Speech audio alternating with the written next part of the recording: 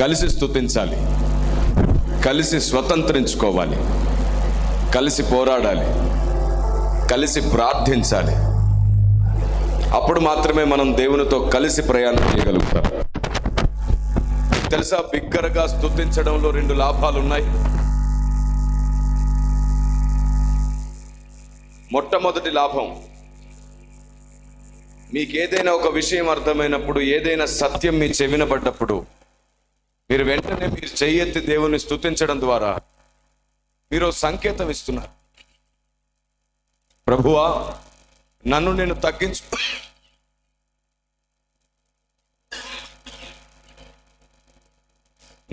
తగ్గించుకుంటున్నాను, నిన్ను హెచ్చిస్తున్నాను, నాకు ఈ సంగతులు అర్థమయ్యేటట్లు నన్ను బలపరిచినందుకు నేను స్తుతిస్తున్నానని మీరు బిగ్గరగా స్తుతిస్తే, మీ పక్కనే ఉండి దేవుణ్ణి స్తుతించడానికి కూడా సిగ్గుపడుతూ మొహమాట పడుతూ ఉండే అన్నదమ్ములు అక్క చెల్లెలు ఉంటారు. మీరు చెయ్యెత్తి స్తుతిస్తూ ఉంటే వారు కూడా మీతో కలిసి స్తుతి చేయడం అలవాటు చేసుకుంటారు. మీ స్తుతి మరొకరికి స్తుతి నేర్పిస్తుంది. ఆమేన్. మీ స్తుతి మరొకరికి స్తుతి నేర్పిస్తుంది. రెండవ లాభం, మీరు బిగ్గరగా స్తుతిస్తే ఇన్ని సంవత్సరాలు ఏ సంగతులు మీకు అర్థం కాకుండా సాతాను చేయాలనుకున్నాడో ఆ సంగతులు మీకు అర్థమయ్యాయని వాడికి అర్థం కావాలి. అప్పుడు వాడు మీ జీవితం మీద అధికారం చేయడం మానేస్తాడు. కాబట్టి స్తుతించేటప్పుడు ఏమాత్రం మొహమాట పడకండి, సిగ్గుపడకండి, బిగ్గరగా స్తుతించండి. ఆమేన్. రైట్. సందేశాన్ని ప్రారంభించడానికి ముందు నేను మిమ్మల్ని అందరినీ ఒక చిన్న విషయంలో రిక్వెస్ట్ చేస్తున్నాను. దయచేసి మధ్యలో ఎవరు లేవకూడదు, ఎవరు ఎవరితో మాట్లాడకూడదు. ముఖ్యంగా మిమ్మల్ని బట్టి కానీ మీ పిల్లలను బట్టి కానీ ఎవరైనా సరే వాక్యం వినకుండా డిస్టర్బ్ అయితే అది దురాత్మకే సహాయం అవుతుంది, కానీ దేవుని ఆత్మకు సహాయం అవ్వదు. కాబట్టి మీ పిల్లల్ని జాగ్రత్తగా కంట్రోల్లో ఉంచుకోండి. వాక్యం పూర్తయ్యే వరకు కూర్చున్న దగ్గర నుంచి లేవకండి. అంత మాత్రమే కాదు, మీ పక్క వారితో మీరు మాట్లాడకండి. మీరు చెప్పండి, మీరు మా దగ్గర మీ బాధ చెప్పుకునే టైంలో మీరు ఏడుస్తూ మీ బాధ చెప్తున్నారు అనుకోండి, మేము వినకుండా అటు ఇటు చూస్తే ఎలా ఉంటుంది? బాగుంటుందా? అలాగే దేవుడు మనసు విప్పి మనతో మాట్లాడే సమయంలో మనం కూడా అటు ఇటు చూస్తే అంతే ఇబ్బందిగా ఉంటుంది. రెండవ రిక్వెస్ట్, ఈ సభ నిర్వహించిన యవనస్తులు దయచేసి ఇప్పుడు ఎవరు ఏ పనులు పెట్టుకోవద్దు. మీరు కష్టపడింది సభ కోసమే అయితే, వాక్యం కోసమే అయితే, ఎక్కడ వారు అక్కడ నిలబడిపోయి వాక్యం వినండి. చాలా మంది ఏం చేస్తారంటే కరెక్ట్గా వాక్యం ప్రారంభమైనప్పుడు పనులు పెట్టుకుంటారు. భోజనాలని, అవని ఇవని ఏర్పాట్లని పరిగెడతారు. వాక్యం ప్రారంభం అవ్వకముందే అన్ని ఏర్పాట్లు అయిపోవాలి. ఒక్కసారి వాక్యం ప్రారంభమైతే కేవలం వినడం మాత్రమే చేయాలి. బైబిల్ గ్రంథంలో మార్తా మరియా అని ఇద్దరు ఉన్నారు. ట్రిపుల్ తగ్గించండి. మార్తా మరియా అని ఇద్దరు ఉన్నారు. దేవుడు ఎవరిని మెచ్చుకున్నాడు? మరియా. మార్తను ఎందుకు మెచ్చుకోలేదు?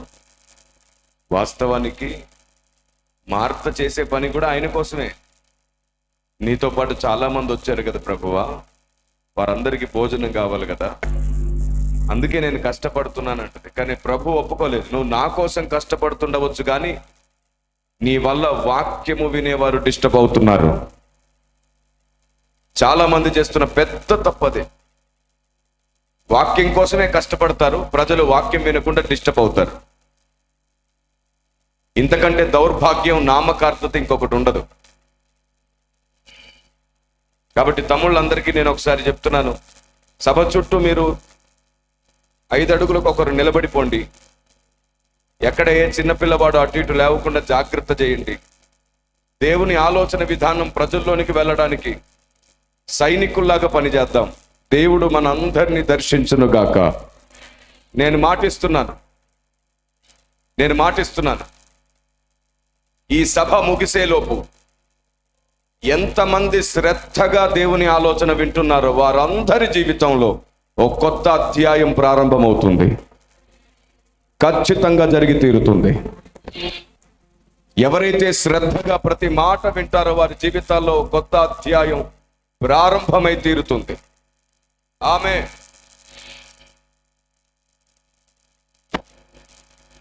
రెండవ విషయం, ఎవరైనా ఆలస్యంగా వస్తే దయచేసి వారిని ముందుకు రానివ్వకండి. ఆలస్యంగా రావడమే తప్పైతే ఆలస్యంగా వచ్చిన తర్వాత అందరిని డిస్టర్బ్ చేయడం ఇంకో పెద్ద తప్పు. ఇలాగే సభలో ఒకసారి ప్రజలు అటు ఇటు చూస్తుంటే నేను అడిగాను, మీరు అటు ఇటు చూడొద్దు, దేవుని మాట శ్రద్ధగా వినండి అంటే అందరూ మాటిచ్చారు. అన్నా ఇప్పటి నుంచి మేము అటు ఇటు చూడం, మా తల అటు ఇటు తిప్పం అన్నారు. సరిగ్గా వాక్యం ముగిసే సమయానికి నాకు కొంచెం పొరపోయి నేను దగ్గుతూ ఉంటే పాస్టర్ గారు ఒక ఆయన లేచి వాటర్ బాటిల్ ఇవ్వడానికి వచ్చాడు. ఆ చివరి నుండి లేచి అలా తిరిగి వస్తుంటే అందరూ నాకు మాట ఇచ్చారు కదా, తల అటు ఇటు తిప్పము అని. మీరు తెలివైన వారు, మాకంటే తెలివైన వారు. మీ దగ్గర ఎప్పుడు ప్లాన్ బి ఉంటుంది. ఈసారి తల తిప్పలేదు. పాస్టర్ గారు వెళ్తుంటే కళ్ళు తిప్పుతున్నారు. అలా నవ్వుతూ ఉండండి, సంతోషంగా ఉండండి. మీ సంతోషం మీ దగ్గర నుండి ఎవ్వరు దొంగిలించకుండా అది మీతోనే ఉండును గాక. గట్టిగా రైట్. ఇక సందేశంలోనికి వెళ్తున్నాను. ప్రతి మాట శ్రద్ధగా వినండి. మీరు వింటుండగానే ఆత్మదేవుడు మిమ్మల్ని దర్శించాలి. మీరు వింటుండగానే మీ హృదయం దేవునికి అనుకూలం అవ్వాలి. మీరు ఏ ఏ విషయాల్లో విడుదల పొందలేకపోతున్నారో, ఎలాంటి స్వభావం మిమ్మల్ని ఇబ్బంది పెడుతుందో, వాక్యం వింటుండగానే అది మీ స్వభావంలోంచి పెకలించబడాలి. అలాంటి దేవుని శక్తి కార్యం ఇక్కడ జరుగునుగాక. మీరందరూ ఇర్మియా గ్రంథం 18వ అధ్యాయం చదివారు. ప్రారంభము నుండే దేవుడు ప్రవక్త అయిన ఇర్మియాతో మాట్లాడుతున్నారు. ఇర్మియా, కుమ్మరింటికి వెళ్ళు. ఇర్మియా ప్రవక్త కుమ్మరింటికి వెళ్ళి చూస్తున్నప్పుడు కుమ్మరి తన సార మీద పని చేస్తున్నాడు. చూస్తూ ఉండగానే తన చేతుల్లో ఉన్న ఆ కుండ పిగిలిపోయింది, విడిపోయింది. ఆ కుమ్మరి ఆ మంటిని తీసి పడివేయలేదు. తిరిగి అదే మట్టిని వాడి తనకు యుక్తమైన పాత్రను, అనుకూలమైన పాత్రను తయారు చేసుకున్నాడు. అది చూపించి చెబుతున్నాడు దేవుడు, ఇర్మియా, కుమ్మరి మంటికి చేసినట్లు నేను మీకు చెయ్యలేనా? కుమ్మరి మంటికి చేసినట్లు నేను కూడా మీకు చేస్తాను. కుమ్మరి మంటికి ఏం చేశాడు? మొదట ఒక పాత్రను చేశాడు, అది విడిపోయింది, పగిలిపోయింది. మరలా ఓపిక తెచ్చుకొని దాన్ని పడేయకుండా దానితో మరి ఒక పాత్రను చేశాడు. అలాగే మన జీవితాల్లో కూడా దేవుని సన్నిధిలోకి వచ్చిన తర్వాత దేవుడు కట్టాలని ప్రయత్నించినప్పుడు ఏదో కారణం చేత ఎవరి వలననో మన జీవితం కూడా ఆయన చేతుల్లోంచి జారిపోతుంది, విడిపోతుంది. అయితే మర్చిపోకు, నీవు ఆయన చేతుల్లో జారిపోయావంతే, తిరిగి చెయ్యి చాపి నిన్ను ఆయన తనకు యుక్తమైన పాత్రగా మార్చుకుంటాడు. దేవునికి మహిమ కలుగును గాక. నువ్వు ఎలాంటి స్థితిలో జారిపోయినా, ఎంత నీచమైన స్థితిలో నువ్వు ఉన్నా, తిరిగి నిన్ను ఉన్నతమైన పాత్రగా మార్చడానికి దేవుడు ఇష్టపడుతున్నాడు. చిన్న కథ చెప్తాను. ఒక కుమ్మరి చాలా ఇష్టపడి ఓ 10 కుండలు తయారు చేసుకున్నాడు. ఎప్పుడు ఆ కుండల్ని ప్రేమించేవాడు, కుండలతో మాట్లాడేవాడు. ఆ కుండలు కూడా కుమ్మరిని చాలా ప్రేమించేవి. ఒకసారి ఆ కుమ్మరి ఇంటికి గుర్తు తెలియని వ్యక్తి ఎవరు వస్తే ఆ కుండలు ఒకదానికొకటి తగులుకొని శబ్దం చేసాయి. వెంటనే కుమ్మరికి అర్థమైంది ఎవరో వచ్చారు అని. అలా ఇంటికి ఎవరు వచ్చినా సరే కుండలు ఒకదానికొకటి తగులుకొని శబ్దం చేసి కుమ్మరికి సంకేతం ఇస్తాయి ఎవరో వచ్చారు అని. కుమ్మరి అంటే కుండలకు చాలా ఇష్టం. ఆ కుమ్మరికి ఇంకెవరూ లేరు కుండలు తప్ప. చాలా ప్రేమించేవాడు. అలా కొన్నాళ్ళు గడిచిపోయింది. కొన్నాళ్ళ తర్వాత ఆ కుండలకు కొత్త ప్రదేశాలు చూడాలనే ఆశ పుట్టింది, కొత్త మనుషుల్ని చూడాలనే కోరిక పుట్టింది. కుండలు ఒకదానికొకటి మాట్లాడుకుంటున్నాయి. మనం కుమ్మరిని అడుగుదాం ఎటైనా తీసుకెళ్ళమని. కుమ్మరిని అడిగితే కుమ్మరి అన్నాడు, లేదు, మీ పైన చిన్న గీత పడ్డా నేను తట్టుకోలేను, నన్ను క్షమించండి, నేను మిమ్మల్ని ఎక్కడికి తీసుకెళ్ళలేను. మీరు చాలా సున్నితమైన వారు. కానీ కుండలకు అర్థం కాలేదు. అలా కొన్ని రోజులు గడిచిన తర్వాత ఒక రాత్రి ఆ కుమ్మరి ఇంటికి దొంగ వచ్చాడు. కుండలకు లక్షణం ఉందని చెప్పాను కదా, ఎవరైనా కొత్తగా వస్తే ఒకదానికొకటి తగులుకొని శబ్దం చేస్తాయి. కానీ ఆ రాత్రి మాట్లాడుకుని అవి శబ్దం చేయలేదు. ఎందుకంటే అవి అనుకున్న ఈ వస్తున్న వ్యక్తి ద్వారా మనం బయటికి వెళ్దాం. దొంగ కుమ్మరింట్లో అన్ని వెతికి చూస్తే ఎక్కడా డబ్బు లేదు. దొంగకు చెప్పు దొరికిన లాభమే అంట, విడిచిపెట్టాడంట వాడు. కుండల్ని ఎత్తుకుపోయాడు. కుండలు సంతోషిస్తున్నాయి, మేము కొత్త ప్రదేశాలకు వెళ్ళబోతున్నాం, కొత్త మనుషుల్ని చూడబోతున్నాం, ఆహా ఎంత సంతోషం అని అనుకుంటున్నాయి. ఒక రాత్రి ప్రయాణం చేసి ఓ ప్రదేశంలో కుండలన్నిటిని దించారు. తెల్లవారింది, చాలా మంది జనాలు వస్తూ వెళ్తుంటాయి. ఆ కుండలు ఆశ్చర్యంగా అందరినీ చూస్తున్నాయి. అన్ని కొత్త ముఖాలు, కొత్త ప్రదేశాలు, కొత్త సంతోషం. అలా కొన్ని గంటలు గడవగానే ఆ సంతోషం కాస్త ఆవిరైపోయింది. ఏమైందో తెలుసా? ఆ ప్లేస్ ఏమిటో కాదు, అన్నింటినీ అమ్మేసే మార్కెట్ అది. ఆ మార్కెట్లోకి ఆ కుండలు తీసుకొచ్చారు. సరిగ్గా కొద్దిసేపటికి ఆ కుండల దగ్గరికి కొందరు వచ్చి బేరం వాడి ఓ కుండను తీసుకెళ్ళిపోయారు. కుండలకున్న ఇంకో మంచి లక్షణం, అవి కలిసే ఉంటాయి కానీ విడిపోవు. వేరుగా ఉండడం వాటికి ఇష్టం లేదు. ఎక్కడికైనా వెళ్ళినా కలిసి ఉంటాయి. ఆ ఒక కుండ తీసుకొని వెళ్ళిపోతుంటే ఇవి అనుకుంటున్నాయి మళ్ళీ తీసుకొస్తాడు కదా అని. చూస్తూ చూస్తూ చూస్తుంటే ఆ మనిషి కనుమరుగైపోయాడు. కుండలు ఒంటరైపోయాయి. ఆ తర్వాత ఇంకో కుండ వెళ్ళిపోయింది, ఆ తర్వాత ఇంకో కుండ, అలా కుండలన్నీ సగానికి పైగా వెళ్ళిపోయాయి. ఒక తల్లి చిన్న బిడ్డను తీసుకొని మార్కెట్కి వచ్చింది.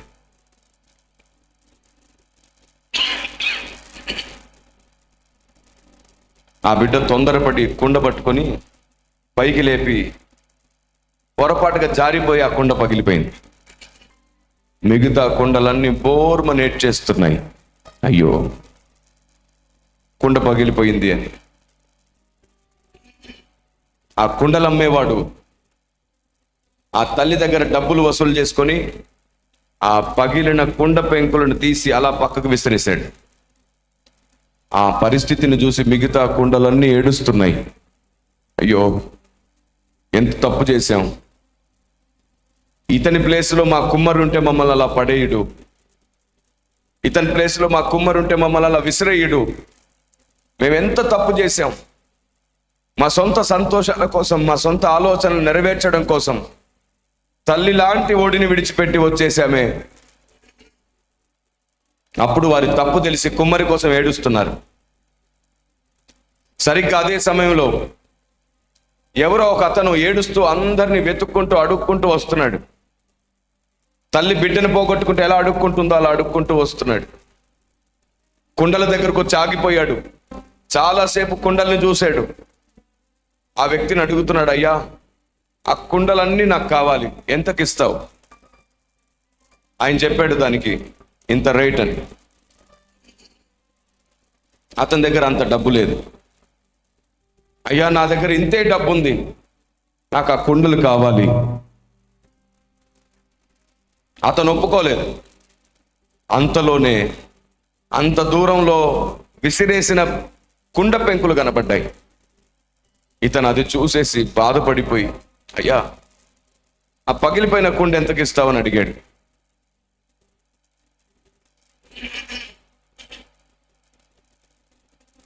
పిచ్చోడువా నువ్వేమైనా, పగిలిపోయిన కుండలకు డబ్బెందుకు, తీసుకెళ్ళిపో అన్నాడు అతను. లేదయ్యా, ఆ పగిలిన కుండ ఎంతకి ఇస్తావు చెప్పు, నీ ఇష్టం, ఎంతున్నా పర్వాలేదు ఇవ్వు. తన దగ్గర ఉన్నదంతా ఇచ్చేసి ఆ పగిలిన కుండ పెంకులన్నిటిని ప్రేమగా తీసుకొని ఏడుస్తూ ఏడుస్తూ ఏడుస్తూ ఇంటికి వచ్చేసాడు.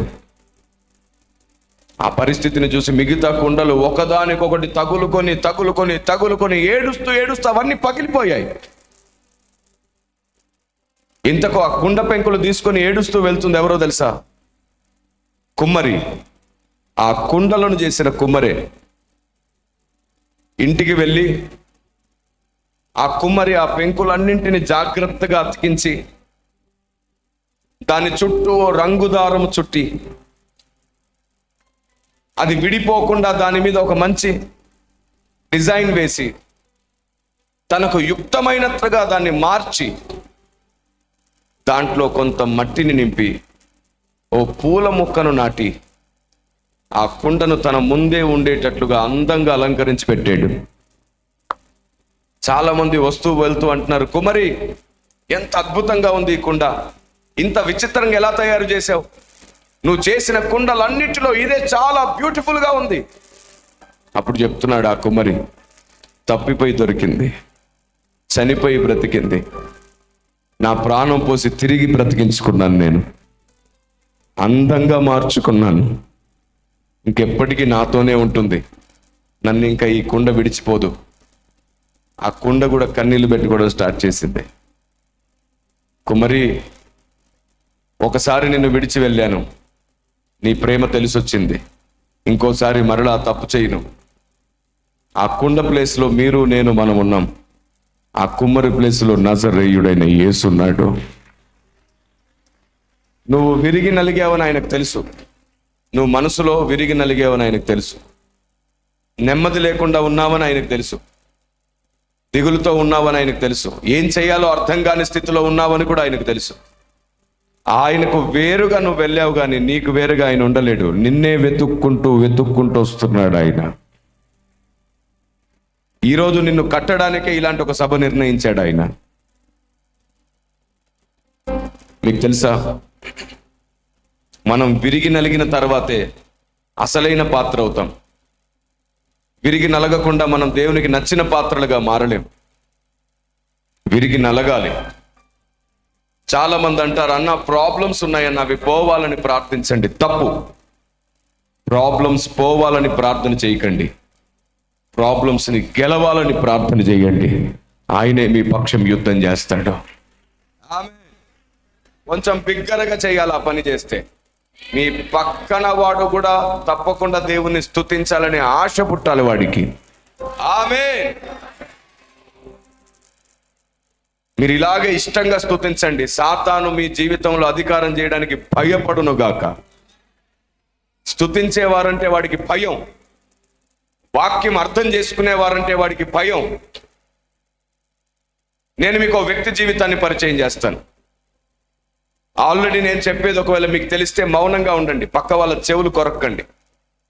చాలా మంది నాకు అది తెలుసు ఇది తెలుసు అని చెప్పుకునే ప్రయత్నం చేస్తారు, కానీ ఇక్కడ దేవుడే మీతో మాట్లాడే ప్రయత్నం చేస్తున్నాడు. ఆమేన్. వాస్తవానికి నాకు ఈరోజు కొంచెం జ్వరంగా కూడా ఉంది, ఫీవరిష్గా ఉంది. ఎందుకంటే గడిచిన కొన్ని నెలలుగా ఒక్కరోజు కూడా తృప్తిగా సమయానికి నిద్రపోలేదు. మేము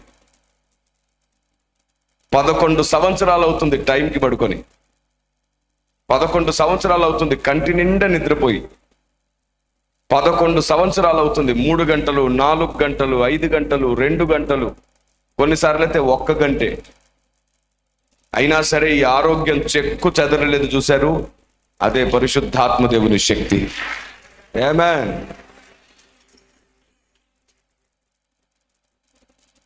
రాత్రింబగళ్ళు మా ప్రయాస ఫలిస్తుంది. మా ప్రార్థన గదిలో దేవుని సంతోషం మాకు వినబడుతుంది.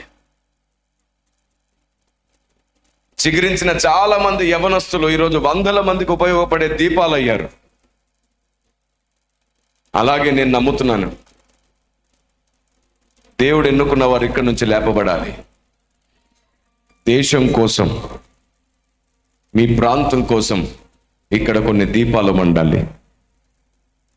మీకు తెలుసా, క్రైస్తవ్యం భారతదేశానికి అపార్థమయ్యింది. రండి, అపార్థమైన క్రైస్తవ్యాన్ని ఇంకొకసారి భారతదేశానికి అర్థమయ్యేటట్లు చేద్దాం. దేవునికి మహిమ కలుగును గాక. ఆమేన్.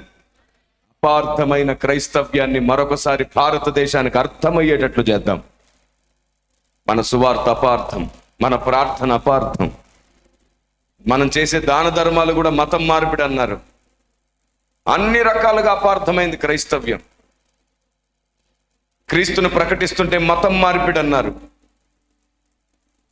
ప్రేమగా ఆరాధిస్తుంటే ఆచార సాంప్రదాయాలు మార్చారన్నారు. అపార్థమైపోయాం. అపార్థమైన ఈ క్రైస్తవ్యాన్ని తిరిగి ప్రపంచానికి అర్థమయ్యేటట్లు చేయాల్సిన బాధ్యత మన మీదే ఉంది. ఈరోజు నీ తీర్మానం నిజమైతే నీ తీర్మానమే నిన్ను నడపబోతుంది. నీ తీర్మానమే నిన్ను కడుతుంది. అలాంటి తీర్మాన వీరుడి గురించి నేను మీతో పంచుకుంటాను ఈరోజు. దేవుని చేతిలో మహావీరుడై పరిగెడుతున్న ఓ రోషగాన్ని గురించి నేను మీతో చెప్తాను. అంతకంటే ముందు ఒక ఇద్దరు చిన్న పిల్లల గురించి మాట్లాడతాను. ఒక ఇద్దరు చిన్న పిల్లలు ఉన్నారు. వారి తల్లిదండ్రులు చాలా చిన్న వయసులోనే ఆ పిల్లల్ని వదిలేసి వెళ్ళిపోయారు. బంధువుల దగ్గర విడిచిపెడితే ఆ బంధువులు ఆస్తి కోసం పిల్లల్ని సరిగ్గా చూసేవారు కాదు. ఈ పిల్లలు ఇక్కడే ఉంటే ఉన్న ఆస్తి కూడా పంచాల్సి వస్తుందేమోనని, మా దగ్గర పిల్లలు ఉండకుండా వెళ్ళిపోవాలి, వారికి మా దగ్గర ఉండడం అనేది ఇష్టం ఉండకూడదని ఏం చేసేవారు తెలుసా? ఆ ఇద్దరి పిల్లల్లో ఒకడు పెద్దవాడు. పదే పదే వాడి కళ్ళల్లో మిరపకాయ తుంచి పెట్టేసేవాళ్ళు. కొన్నిసార్లు ఆ చిన్న పిల్లోడి కళ్ళల్లో జెండు బాంబు పెట్టేసేవారు. నిద్ర లేపడం, ఎవరైనా పిల్లల్ని చేయితో తట్టి లేపుతారు. కానీ వారి జీవితం ఎలాంటిదో తెలుసా? కర్రతో బిగ్గరగా కొట్టి లేపుతారు. చాపని నీళ్ళల్లోంచి తీసినప్పుడు ఎలా కొట్టుకుంటుందో అలా చాప పిల్లల్లాగా కొట్టుకునేవారు ఆ పిల్లలు. ఒంటి నిండా పుండ్లు, గాయాలు. ఎందుకో తెలుసా? ఆవిడ మండుతున్న కర్రతో చురుకులు పెట్టేస్తుంటుంది. వేడి వేడిగా ఉన్న నూనె మీదికి విసిరేస్తూ ఉంటుంది. అమ్మెందుకు విడిచిపెట్టిందో తెలియదు ఆ పిల్లలకి. నాన్నెందుకు విడిచిపెట్టాడో తెలియదు ఆ పిల్లలకి. ఎప్పుడు తిరిగి వస్తారో తెలియదు ఆ పిల్లలకి. ఎందుకు వీరు కొడుతున్నారో హింసిస్తున్నారో తెలియదు ఆ పిల్లలకి. ఆ పిల్లల జీవితం అయోమయం. రుచికరమైన భోజనం పెట్టరు. పదే పదే గట్టిగా గిల్లి కొడతారు. ఆ పిల్లలు బిగ్గరగా ఏడ్చినా సరే కొడతారు. పక్కింటికి వారి శబ్దం వినబడ్డా కొడతారు. ఒకరోజు ఆ పిల్లల్లో ఒకడు పెద్దవాడు, వాడికి జ్వరం వచ్చింది. కిటికీ దగ్గర వెళ్ళి నిలుచొని ఉన్నాడు. బయటికి చూస్తూ చూస్తూ చూస్తూ వారింట్లో ఉన్న బంధువు వాళ్ళ చిన్నమ్మ ఆ అబ్బాయిని ఇంట్లోంచి బయటికి నెట్టేసింది. వాడు బయటికి వెళ్ళి కిటికీ దగ్గర నిల్చుండి ఏడుస్తున్నాడు. చిన్నమ్మ, లోపలికి రా, నువ్వు చలికి వణికిపోతున్నాను, నా వల్ల కావట్లేదు అని ఆ కిటికీని పట్టుకొని వేలాడుతూ ఏడ్చేస్తున్నాడు. ఆ పక్కనే ఉన్న నీళ్లను ముఖం మీదికి విసిరేసి గట్టిగా అరిచింది. నీ ఏడుపు శబ్దం పక్కింటి వారికి వినబడిందా? జాగ్రత్త, నీ తమ్ముడిని చంపేస్తా అని ఆ చిన్న పిల్లోడిని పడుకోబెట్టేసి వాడి పీక మీద కాలు పెడుతుంది ఆవిడ. ఆ చిన్నవాడికి ఏమైనా అవుతుందేమో, తమ్ముడికి ఏమైనా అవుతుందేమోనని చెప్పి ఈ పెద్దవాడు అక్కడ నుండి బయటికి వచ్చేసి పక్కనే వాళ్ళు పెంచుకునే కుక్కలు, ఓ పాడుబడ్డ బాత్రూమ్, దాని నిండా ఇసుక సంచులు, స్టోర్ రూమ్ లాగా, అక్కడికి వెళ్ళిపోయి ఓ మూలన కూర్చుండిపోయి సంచులన్నీ తన మీద వేసుకొని ఏడుస్తూ ఉంటాడు. అమ్మ ఎప్పుడు వస్తుంది? ఎందుకు వదిలేసింది? నాన్నెందుకు వదిలేశాడు? ఈ వీధిలో అందరి పిల్లలకు వాళ్ళ అమ్మా నాన్న దగ్గర ఉన్నారు, మాకెందుకు లేరు అని ఏడ్చేస్తున్నాడు. తమ్ముడిని కొడుతుందేమో లోపట, తమ్ముడికి ఏమైనా అయిపోతుందేమో అని ఒక దిగులు. ఏం చేయలేని అసమర్థ స్థాయిలో తాను భయంకరమైన జ్వరంతో గడగడ గడగడ వణికిపోతూ, ఆలోచించడానికి కూడా అవకాశం లేనంత నీరసం శరీరంలో ఉండి ఏడుస్తూ ఏడుస్తూ ఏడుస్తూ ఉంటే పక్కనే ఉన్న ఓ కుక్క ఆ రాత్రి లేచొచ్చి ఆ బిడ్డ దగ్గరకు వచ్చింది. కుక్కలతోనే ఆడిపాడి పెరిగేవాడు, వాళ్ళు పెంచే కుక్కలే కదా. ఓ కుక్క దగ్గరకు రాగానే ఆ కుక్కను గట్టిగా పట్టుకొని, తల్లి ఒడిలో ఉండాల్సిన పసితనం కుక్క ఒడిలో ఉండిపోయింది. ఆ రాత్రంతా కుక్కతోనే ఉన్నాడు. తెల్లవారింది, ఎక్కడున్నాడు వీడని వెతుకుతున్నారు. ఎక్కడ చూసినా వాడు కనబడట్లేదు. మిగిలిన భోజనం కుక్కలకు పెడదామని వచ్చాడు. చూసేసరికి ఆ సంచుల కింద వాడి కాలు కనబడుతుంది. వెంటనే చెట్టుకున్న కొమ్మ ఒకటి విరుచుకొచ్చి ఆ సంచులు తీసేసి వాడిని చుట్టుపట్టుకొని లాక్కొచ్చి ఎండలో పడేసి కొడుతుంది ఆవిడ. అంత దౌర్భాగ్య స్థితిలో ఉన్నారు ఆ ఇద్దరు పిల్లలు. ఒంటి నిండా గాయాలు, పుండ్లుగా మారితే పట్టించుకునేవారు లేరు. ఆస్తి కోసం అంత క్రూరంగా ప్రవర్తిస్తున్నారు అన్నాడు. అలాంటి కుక్కబడిలో పడుకున్న ఆ దౌర్భాగ్యుణ్ణి సర్వశక్తిమంతుడైన దేవుడు చూశాడు. ఒకరోజు వాడు ఏడుస్తూ ఒక చెట్టు కింద ఒంటరిగా కూర్చొని ఉంటే ఒక స్వరం అతన్ని పిలిచింది, పేరు పెట్టి పిలిచింది. తర్వాత ఒక రాత్రి ఇంట్లో పడుకుంటే పేరు పెట్టి పిలిచింది. వాడు లేచి వెతుక్కుంటున్నాడు. ఇంత ప్రేమగా నన్ను ఎవరు పిలిచారు? మా అమ్మ వచ్చారా, నాన్న వచ్చారా అని వెతుక్కుంటున్నారు. అమ్మ వచ్చావా, నాన్న వచ్చావా? ఎవరూ లేరు. మళ్ళీ పడుకున్నాడు. మళ్ళీ కొద్దిసేపటికి మళ్ళీ ప్రేమగా స్వరం. మళ్ళీ ఉలిక్కిపడి లేచాడు. నాన్న వచ్చావా, ఎక్కడున్నావు? నీవేనా నన్ను పిలుస్తుంది? పరిగెత్తి పరిగెత్తి పరిగెత్తి వెతికాడు, ఎక్కడ ఎవరూ లేరు. తెల్లవారింది. పని చేసుకుంటుంటే మళ్ళీ స్వరం వినబడుతుంది. అలా పదే పదే పదే ఆ పిల్లవాడిని దేవుడు పిలుస్తూనే ఉన్నాడు. వాడికి ఒకవైపు భయం, ఎవరు కనబడట్లేదు. మరొక వైపు మళ్ళీ మళ్ళీ ఆ స్వరం వినబడాలని ఎంత తీయగా ఉంది. ఏం చేయాలో అర్థం కావట్లేదు. ఆ స్వరం కలలో కూడా మాట్లాడుతుంది. స్వరం మాట్లాడే మాటలని, కనబడే మాటల్ని పెన్సిల్తో ఒక పేపర్ మీద రాసుకుంటున్నాడు. ఒక సాయంత్రం బయట కూర్చొని ఉంటే ఒక ఆయన కరపత్రాలు పంచుతూ కొన్ని మాటలు మాట్లాడుతుంటే ఆయన మాట్లాడిన లాంటి మాటలే సరిగ్గా ఇతడు కూడా విన్నాడు. పరిగెత్తుకుంటూ అతని దగ్గరికి వెళ్ళి అడిగాడు, అయ్యా నువ్వు మాట్లాడుతున్నావు కదా, దాదాపుగా అలాంటివే కొన్ని మాటలు నాకు వినబడుతున్నాయి. ఆయన అన్నాడు, ఏం వినబడ్డాయో చెప్పు. వెంటనే పరిగెత్తుకుంటూ వెళ్ళి ఆ పేపర్లను తీసుకొచ్చి అతనికి ఇచ్చాడు. ఇదిగో ఈ పేపర్ ముక్కల పైన ఆ మాటలు రాశాను. అతను అది చూసి అక్కడే మోకాళ్ళ మీద పడిపోయి బోర్మని ఏడుస్తూ ఆ అబ్బాయిని గట్టిగా పట్టుకొని అన్నాడు, బాబు 25 సంవత్సరాల నుండి దేవునికి సేవ చేస్తున్నాను, ఒక్కసారి కూడా నాతో మాట్లాడలేదయ్యా.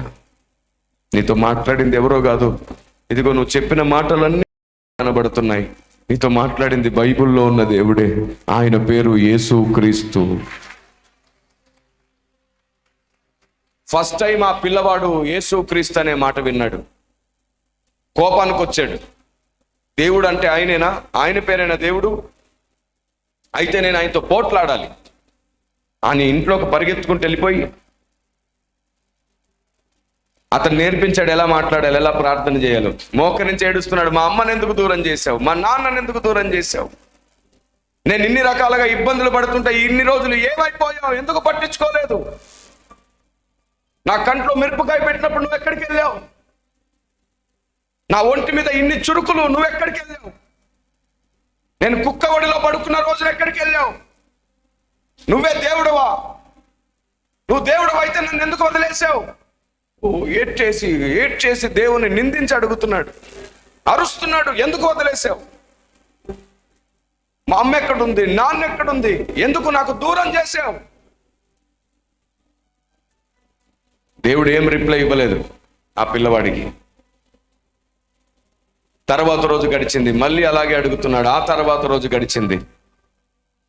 ఆ తర్వాత ఒక రోజు అతడు పడుకుంటే దేవుడు అతన్ని దర్శించాడు. అతనికి చాలా విషయాలు చూపించాడు. ఇదే నీ భవిష్యత్తు, తల్లి తండ్రి దూరం అయ్యారని నువ్వు బాధపడుతున్నావు కదా, అందుకే నేను నీకు దగ్గర అవుతున్నాను. ఎవరైనా ఒంటరైతే వారికి నేనే దగ్గర అవుతాను. ఎవరైనా మోసపోతే వారికి నేనే దిక్కవుతాను. ఎవరైనా బ్రతకలేకపోతే నేనే వారిని బ్రతికిస్తాను. ఈ లోకమంతా విడిచిపెట్టిన, తల్లి మరిచిన, తండ్రి మరచిన, నేను నిన్ను మరవను.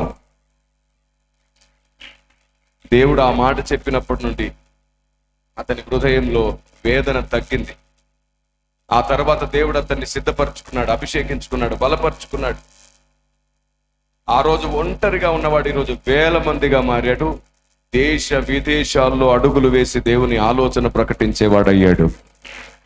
ఒకప్పుడు కుక్కవడిలో పడుకున్న దౌర్భాగ్యుడు ఈరోజు మహాభాగ్యుడైపోయాడు. అనేకులకు అవసరమైన వాడయ్యాడు. అతడేం మాట్లాడుతాడని ఎదురు చూస్తుంది ఈరోజు దేశం, ప్రపంచం. అతని నోటి మాటకు విలువ పెరిగింది. వాస్తవానికి యూత్ మీటింగ్ గురించి నన్ను డేట్ అడిగినప్పుడు నేను ఆయన పేరే చెప్దాం అనుకున్నాను. చార్లెస్ గారు మీరు ఆయన్నే పిలుచుకోండి అని చెప్దాం అనుకున్నాను. సరే ముందైతే నేను వచ్చి తర్వాత ఆయన్ని పరిచయం చేద్దామని వచ్చాను. నేను ఆయన పేరు చెప్తాను, ఖచ్చితంగా ఆయన పిలుచుకోండి ఈసారి. ఒకప్పుడు కుక్కవడిలో ఉన్న దౌర్భాగ్యుడు ఈరోజు దేవుని ఒడిలో ఉన్న మహాభాగ్యుడై దేవుని చేత వాడబడుతున్నవాడు. ఒకప్పుడు ఒంటరి వాడు, తనకే ఏమీ లేదు, ఆస్తి కోసం తనని అన్ని రకాలుగా ఇబ్బంది పెట్టారు. ఈరోజు ఆ ఒక్కడే వేల మందిగా మారాడు, వేల మందికి పెట్టేవాడయ్యాడు. అతను ఎవరో కాదు, మీ ముందు నిలబడి వాక్యం బోధిస్తున్నాడు.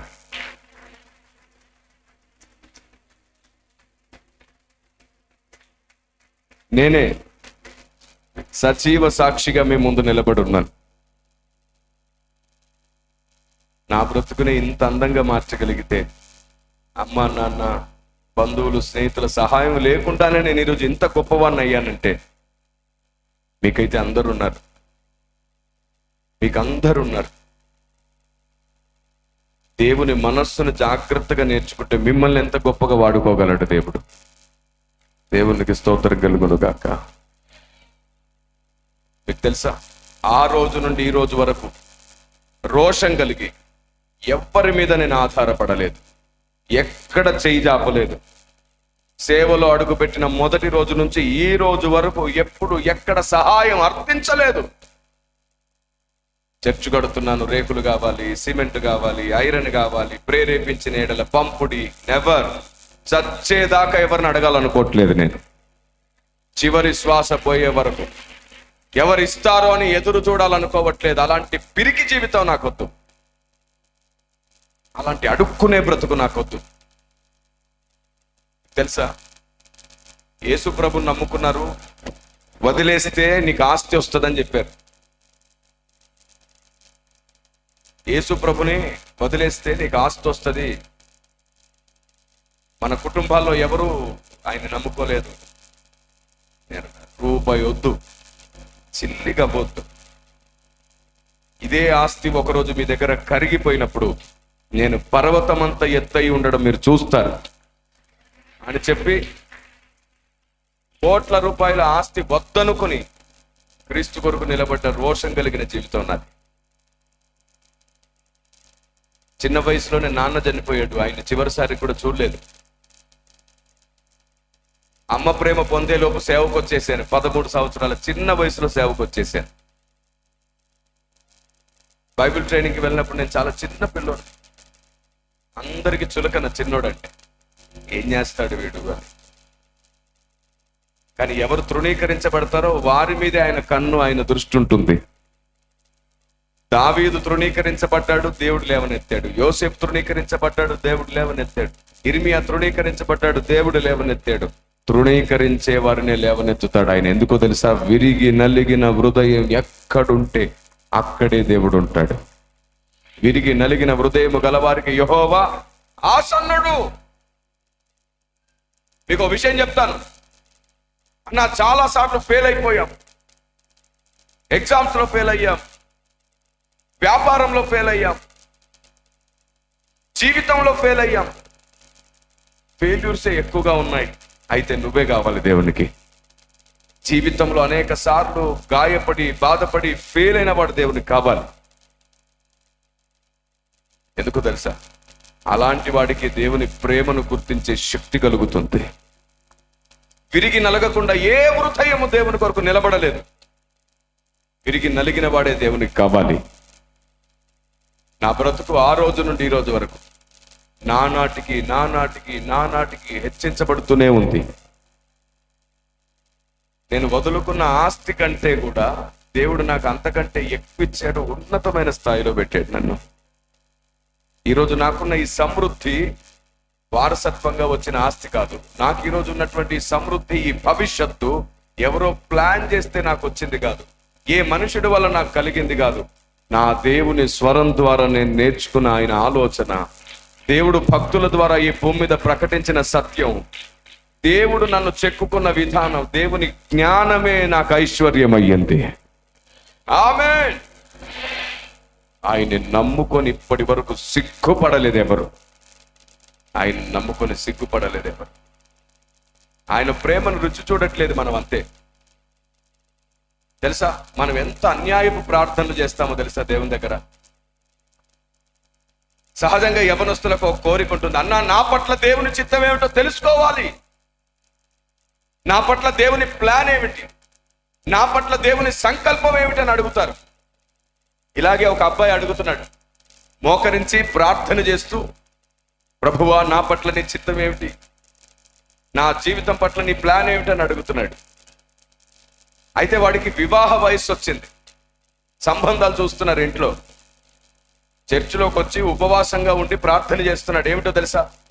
ప్రభువా నీకెవరిని ఇవ్వాలనిపిస్తే వాళ్ళని ఇవ్వు ప్రభువా, మంచి అమ్మాయిని ఇవ్వు ప్రభువా, ప్రభువా నా కుటుంబాన్ని ప్రేమించే అమ్మాయిని ఇవ్వు ప్రభువా, నన్ను తల్లిలా చూసుకునే అమ్మాయిని ఇవ్వు ప్రభువా, నీ ఇష్టం ప్రభువా, నీ చిత్తంలో ఎవరుంటే వారినే ఇవ్వు ప్రభువా అడుగుతున్నాడు. నేను ఆ మాట విని అనుకున్నాను, వీడు ప్రార్థన ముగించగానే వీడికి ఒక హక్కు ఇవ్వాలి నేను. ఎంత మంచి మనసు వీడిది.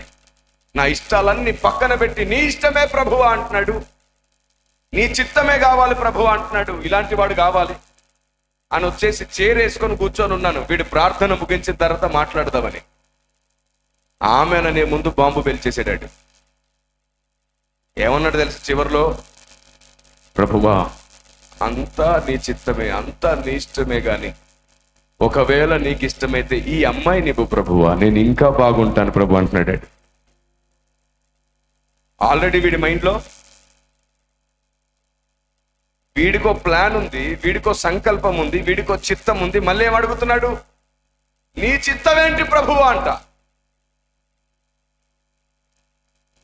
నేను అనుకున్న అనవసరంగా 15 నిమిషాలు కూర్చొని ఉన్నాను రా నీకోసం ఇక్కడ. నేను చిచ్చి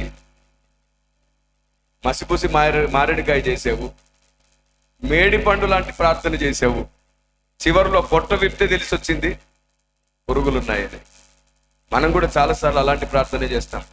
నా లైఫ్ పట్ల నీ ప్లాన్ ఏంటి ప్రభు, నీ చిత్తం ఏంటి ప్రభు అడుగుతాము. కానీ మన లైఫ్లో ఆల్రెడీ, మన మనసులో ఆల్రెడీ ప్లాన్ ఉంటుంది. ఒక రహస్యం చెప్తారు విను. నీ మనసులో ఆల్రెడీ ఒక ప్లాన్, ఒక ప్రణాళిక ఉంటే నీ ప్లాన్ ఏంటి ప్రభు అని అడగొద్దు. ఒకసారి ఒక చెల్లి శ్రీకాకుళం నుండి నాతో మాట్లాడింది. తను MBBS చదువుతుంది. ఎప్పుడు అడిగినా ఒకటే మాట, నా గురించి ప్లాన్ ఏంటన్నయ్యా, నా జీవితంలో ఏం జరగబోతుంది అన్నయ్యా అని అడిగేది. నేనన్నాను చిలికి ఎగిరిపోయిందమ్మా, లేదంటే చెప్పేవాడిని. ఆ బాక్స్ కూడా ఎప్పుడో అరకెక్కిచ్చేసినట్టు నన్ను ఎక్కడుందో తెలీదు. అదేంటని అలా అంటున్నారు? మరి మేమైనా జాతకాలు చెప్పేవాళ్ళమా? ఏం జరగబోతుంది అన్నయ్య, ప్రతి దానికి ఫోన్ చేసి ఏడ్చేది ఏం జరగబోతుందని అడిగేది. ఒకరోజు అనింది, నా పట్ల దేవుని ప్లాన్ ఏంటో చెప్పండి అన్నయ్య అంటే విసిగిపోయా నేను.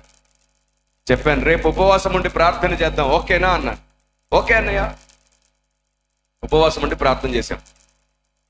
ఏం జరిగిందో తెలుసా? 3 గంటలకు ఆ సమయంలో ఉపవాసం విరమించాను. ఉపవాసం విరమించిన తర్వాత ఆ అమ్మాయితో అన్నానమ్మా, మహా అద్భుతం ఒకటి జరిగింది. నీ గురించి, నీ భవిష్యత్తు గురించి దేవుడు నాకు అన్ని చూపించేశాడు అన్నాను. అంత ఉత్తదే. ఊరికే అన్నా.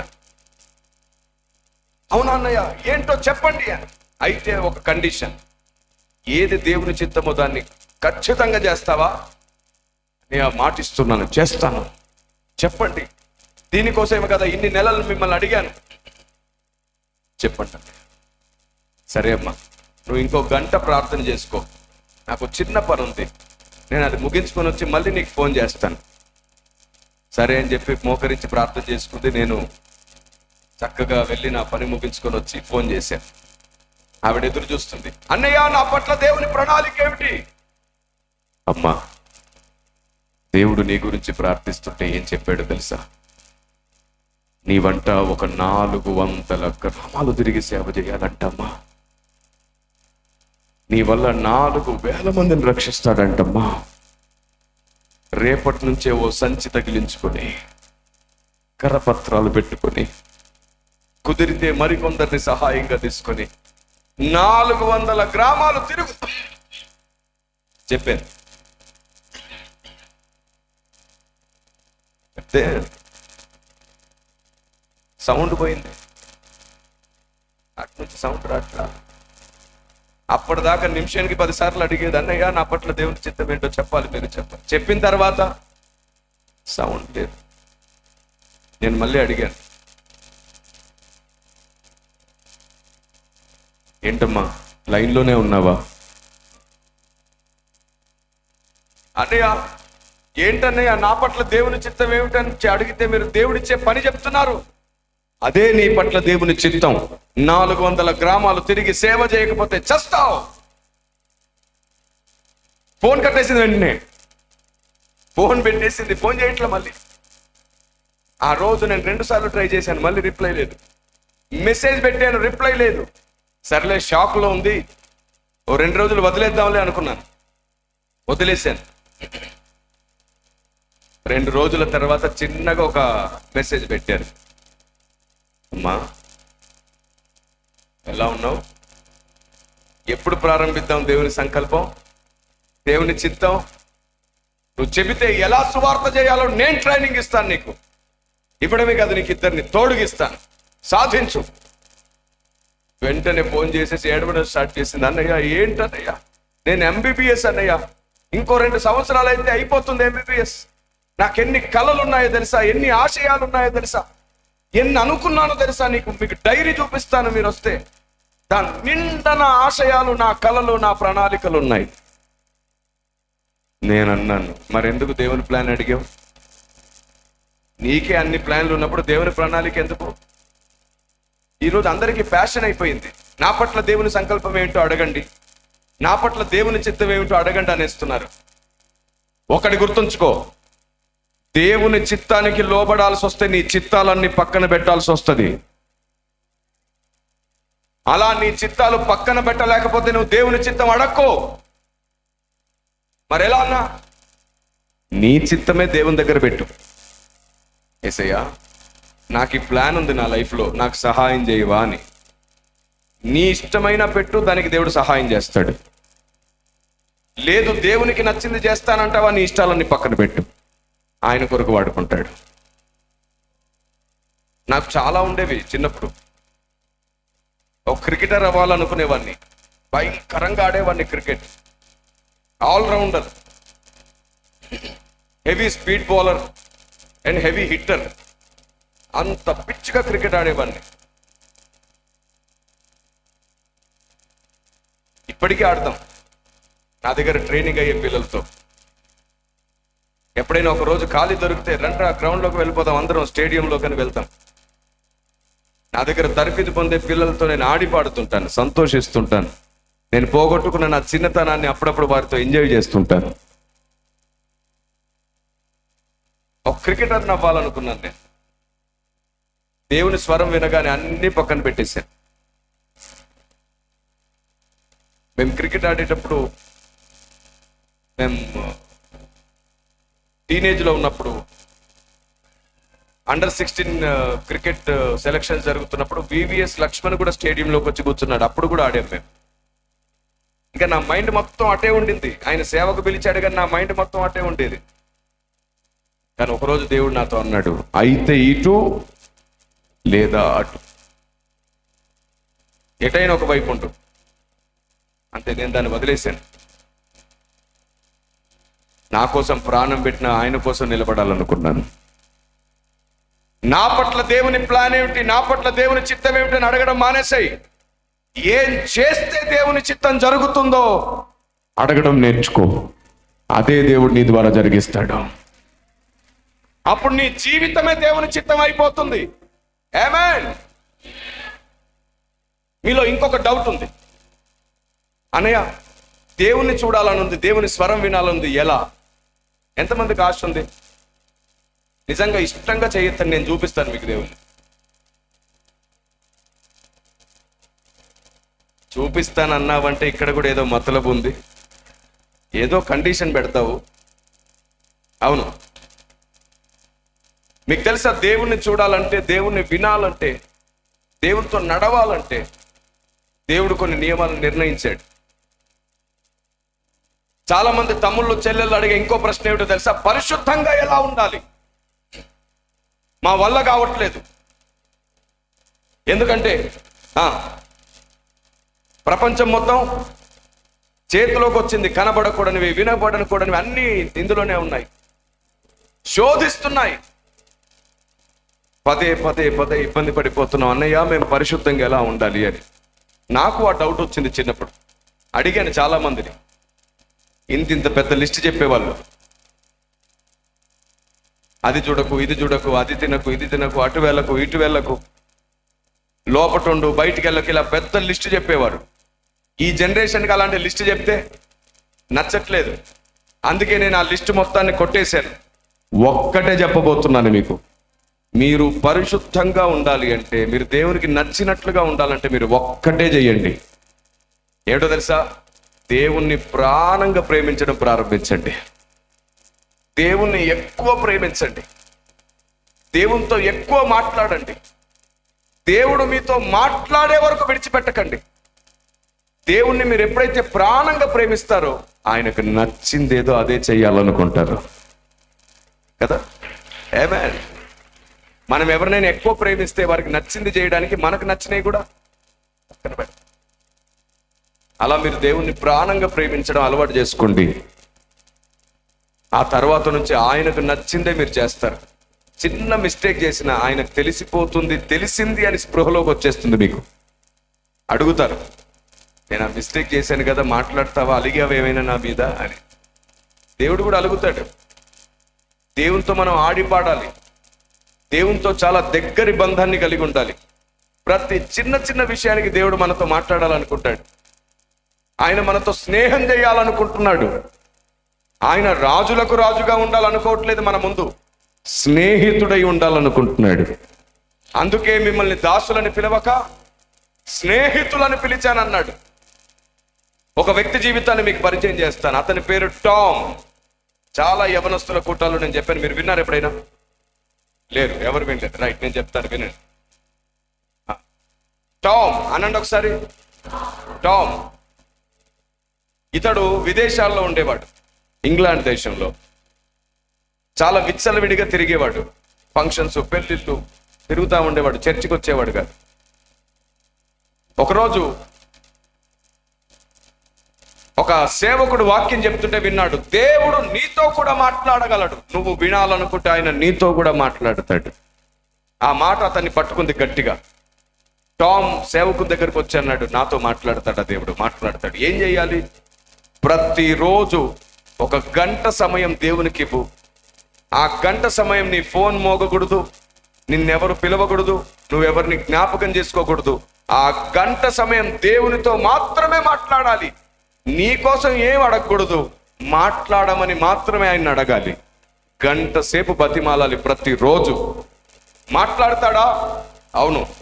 ఆయనకు ఒక రోజు నువ్వు చేసేది కరెక్ట్ అనిపించినప్పుడు, నీ ప్రార్థన ఆయనకు నచ్చినప్పుడు ఆయనే దిగి వచ్చి నీతో మాట్లాడతాడు. టామ్ విన్నాడు. వెంటనే మధ్యాహ్నం 12 నుండి 2 గంటల వరకు తనకు ఆఫీసులో సెలవు ఉంటుంది. ప్రతిరోజు మధ్యాహ్నం 2 గంటలు ఖాళీ. ఎందుకంటే ఫారిన్ కంట్రీస్లో తిన్నాక 1 అరగంట పడుకుంటారు వాళ్ళు. అలాంటి లీజర్ టైం ఉంటుంది వాళ్ళకి. మనలాగా కలిపి కొట్టరేమి, దేనిది దానికి వారు ప్రత్యేకంగా ఉంటారు. మనమే అంత కిచిడి చేసి పడేస్తాం. వారు తమ పిల్లలు కూడా మార్నింగ్ వెళ్తే సాయంత్రం దాకా ఏం చదవరు. అక్కడ మధ్యాహ్నానికి వాళ్ళ స్కూల్ అయిపోతుంది. మధ్యాహ్నం నుండి వాళ్ళు చాలా ప్రశాంతంగా ఉంటారు. మనకులాగా వాళ్ళకు పెద్ద పెద్ద బ్యాగులేసి 20కి 60 సంవత్సరాలు వచ్చేటట్లు చేయరు. అక్కడ వాళ్ళకి 60 వచ్చినా 20 లాగే ఉంటారు వాళ్ళు. ఇక్కడ చాపను రుద్దినట్టు రుద్దుతారు. ఇక్కడ ఉన్నటువంటి ఎడ్యుకేషన్ సిస్టమ్ అస్సలు బాలేదు. పిల్లలకు చిన్నప్పుడే కళ్ళద్దాలు వచ్చేస్తాయి, పిల్లలకు చిన్నప్పుడే నడుము నొప్పి వచ్చేస్తుంది, పిల్లలు చిన్నతనంలోనే వీక్ అయిపోతారు. కారణం ఏంటంటే బ్యాగ్స్ మోసి మోసి మోసి. మరి వాళ్ళ జీవితాలు అలా లేవు, వాళ్ళు చాలా హ్యాపీగా ఉన్నారు. వాళ్ళు ఒక ట్యాబ్ పట్టుకొని పోతారు. కొన్నిసార్లు వాళ్ళ బ్యాగ్లో 2-3 పుస్తకాలే ఉంటాయి. వాళ్ళ ఎడ్యుకేషన్ సిస్టమ్ చాలా బాగుంది. మనం బాగా కష్టపడి చదివి ఉద్యోగం తెచ్చుకొని అనారోగ్యాలతో సంతోషంగా బతుకుతాం. మనం ఏమనుకుంటామంటే మన చదువు గొప్పది, మన డిగ్రీ గొప్పది అనుకుంటాం. అనారోగ్యాలతో సంతోషంగా బతుకుతావు నువ్వు. వాళ్ళు ఆరోగ్యంగా సంతోషంగా బ్రతుకుతారు. ఎంత తేడా ఉందో చూడండి. అందుకే ఇండియన్ ఎడ్యుకేషనల్ సిస్టమ్ మారాలి. తప్పకుండా మారేటట్లు కష్టపడి ప్రయాసపడాలి. మనం తెలిసిన వాటి గురించి పట్టించుకోం. అందుకే WCM దానికోసం ముందుకు వస్తుంది. మేము ఒక 300 మంది లాయర్స్ని అప్రోచ్ అవుతున్నాం. దేశమంతా ఈ విషయంలో మార్పు తేవాలని తప్పకుండా తెచ్చి తీరుతాం. ఎందుకంటే మనం కోర్టులోకి వెళ్తే పని జరగదు, లాయరే వెళ్ళాలి. అయితే ఆ లాయర్ మైండ్లో మన మైండ్ ఉండాలి. Praise the lord. ఇప్పుడు చూడండి, భూమి మీద దేవుని పని జరగాలి, మన మైండ్తో కాదు. దేవుని మైండ్ మా మైండ్లో ఉంటేనే దేవుని పని జరుగుతుంది. అలాగా. సరే, అసలు విషయంలోకి వస్తున్నాను. ఈ అబ్బాయి మధ్యాహ్నం 12 నుండి 1 గంట వరకు ప్రార్థన చేసుకోవడం, 1 గంట నుండి 1:30 భోజనం చేసి 1 గంట నుండి 2 గంటల వరకు అరగంట రెస్ట్ తీసుకోవడం, మళ్ళీ పనిలోకి వెళ్ళిపోవడం అలవాటు. ఆఫీస్లో ప్రతిరోజు మోకరించి ప్రార్థన చేస్తున్నాడు. ఏమని ప్రార్థిస్తాడో తెలుసా? మోకరించి, తండ్రి నీ టామ్ను వచ్చానయ్యా అంటాడంట. మోకరించగానే ఏమంటాడు? తండ్రి నీ టామ్ను వచ్చాను. ఒకసారి మీ పేర్లతో మీరు చెప్పండి ఆ మాట, దేవునికి వినబడేటట్లు. ఇప్పుడు చెప్పండి, పర్వాలేదు. ఒరే, ఇది యూత్ మీటింగ్ అని చెప్పారు నాకు. ఫ్యామిలీ మీటింగ్ లాగా కనబడుతుంది నాకు ఇది. అయినా ఏం నమ్ముతున్నాను తెలుసా? మీ శరీరానికి మాత్రమే వయసు వచ్చింది, మీ ఆత్మకి ఇంకా యవ్వనమే అలాగే ఉందని నమ్ముతున్నాను నేను చాలా మంది విషయంలో. ఆమేన్. ఇప్పుడు చెప్పండి, మీ పేరుతో చెప్పండి. చెప్పు మహేష్, నా పేరు చెప్పు. నీ పేరు ఏదో దాంతో చెప్పు. ఏం చెప్తావు తెలుసా? తండ్రి నేను వచ్చానని నీ పేరుతో చెప్పు ఆయనతో. రే తండ్రి నేను వచ్చాను కాదు, నీ పేరు చెప్పు. నీ పేరు చెప్పు. చెప్పండి ఒకసారి అందరు గట్టిగా. నేను వచ్చానా? మీ పేర్లు చెప్పండి, నా ప్రభువు వినుగాక. కళ్ళు మూసుకొని చెప్పండి. కళ్ళు మూసుకోమంటే కళ్ళు మూసుకొని చెప్పండి, చాలా ప్రశాంతంగా ఉంటుంది. చెప్పండి ఒక 2 సార్లు. ఇంకోసారి. టామ్ ఎన్నిసార్లు చెప్పాడంటే ఆ మాట, మొదటి నెల దేవుడు మాట్లాడాల, 2వ నెల దేవుడు మాట్లాడాల, 6 నెలలు దేవుడు మాట్లాడాల, సంవత్సరం దేవుడు మాట్లాడాల, 2 సంవత్సరాలు దేవుడు మాట్లాడలేదు. టామ్ మాత్రం ప్రతిరోజు మధ్యాహ్నం 12 నుండి 1 గంట వరకు వెళ్ళి మాట్లాడతాడు. తండ్రి నీ టామ్ నొచ్చాను, తండ్రి నీ టామ్ నొచ్చాను. మళ్ళీ ప్రార్థన ముగించి వెళ్ళేటప్పుడు తండ్రి నీ టామ్ వెళ్తున్నాడు అని చెప్పేవాడు. వచ్చినప్పుడేమో తండ్రి నీ టామ్ వచ్చాను, వెళ్ళేటప్పుడేమో తండ్రి నీ టామ్ వెళ్తున్నాడు. ఇలా 2 సంవత్సరాలు మానక ప్రార్థన చేశాడు టామ్. ఇప్పుడు ఒకటి జరిగింది. ఏంటో తెలుసా? సాయంత్రం 6 గంటల వేళ టామ్కో ఫోన్ వచ్చింది. ఇంట్లో బర్త్డే ఫంక్షన్ జరుగుతుంది. టామ్ కోసం అందరు ఎదురు చూస్తున్నారు. టామ్ అది మర్చిపోయి పని చేస్తున్నాడు. వెంటనే టామ్ ఉలిక్కిపడి సిస్టమ్ షట్ డౌన్ చేసేసి పరుగున బర్త్డే ఫంక్షన్ కోసం అని ఇంటికి వెళ్తున్నాడు. ఒక షాప్ దగ్గర ఆగి కేక్ తీసుకున్నాడు, కొన్ని బొమ్మలు కొన్నాడు. ఇంట్లో బర్త్డే ఫంక్షన్ జరుగుతుంది.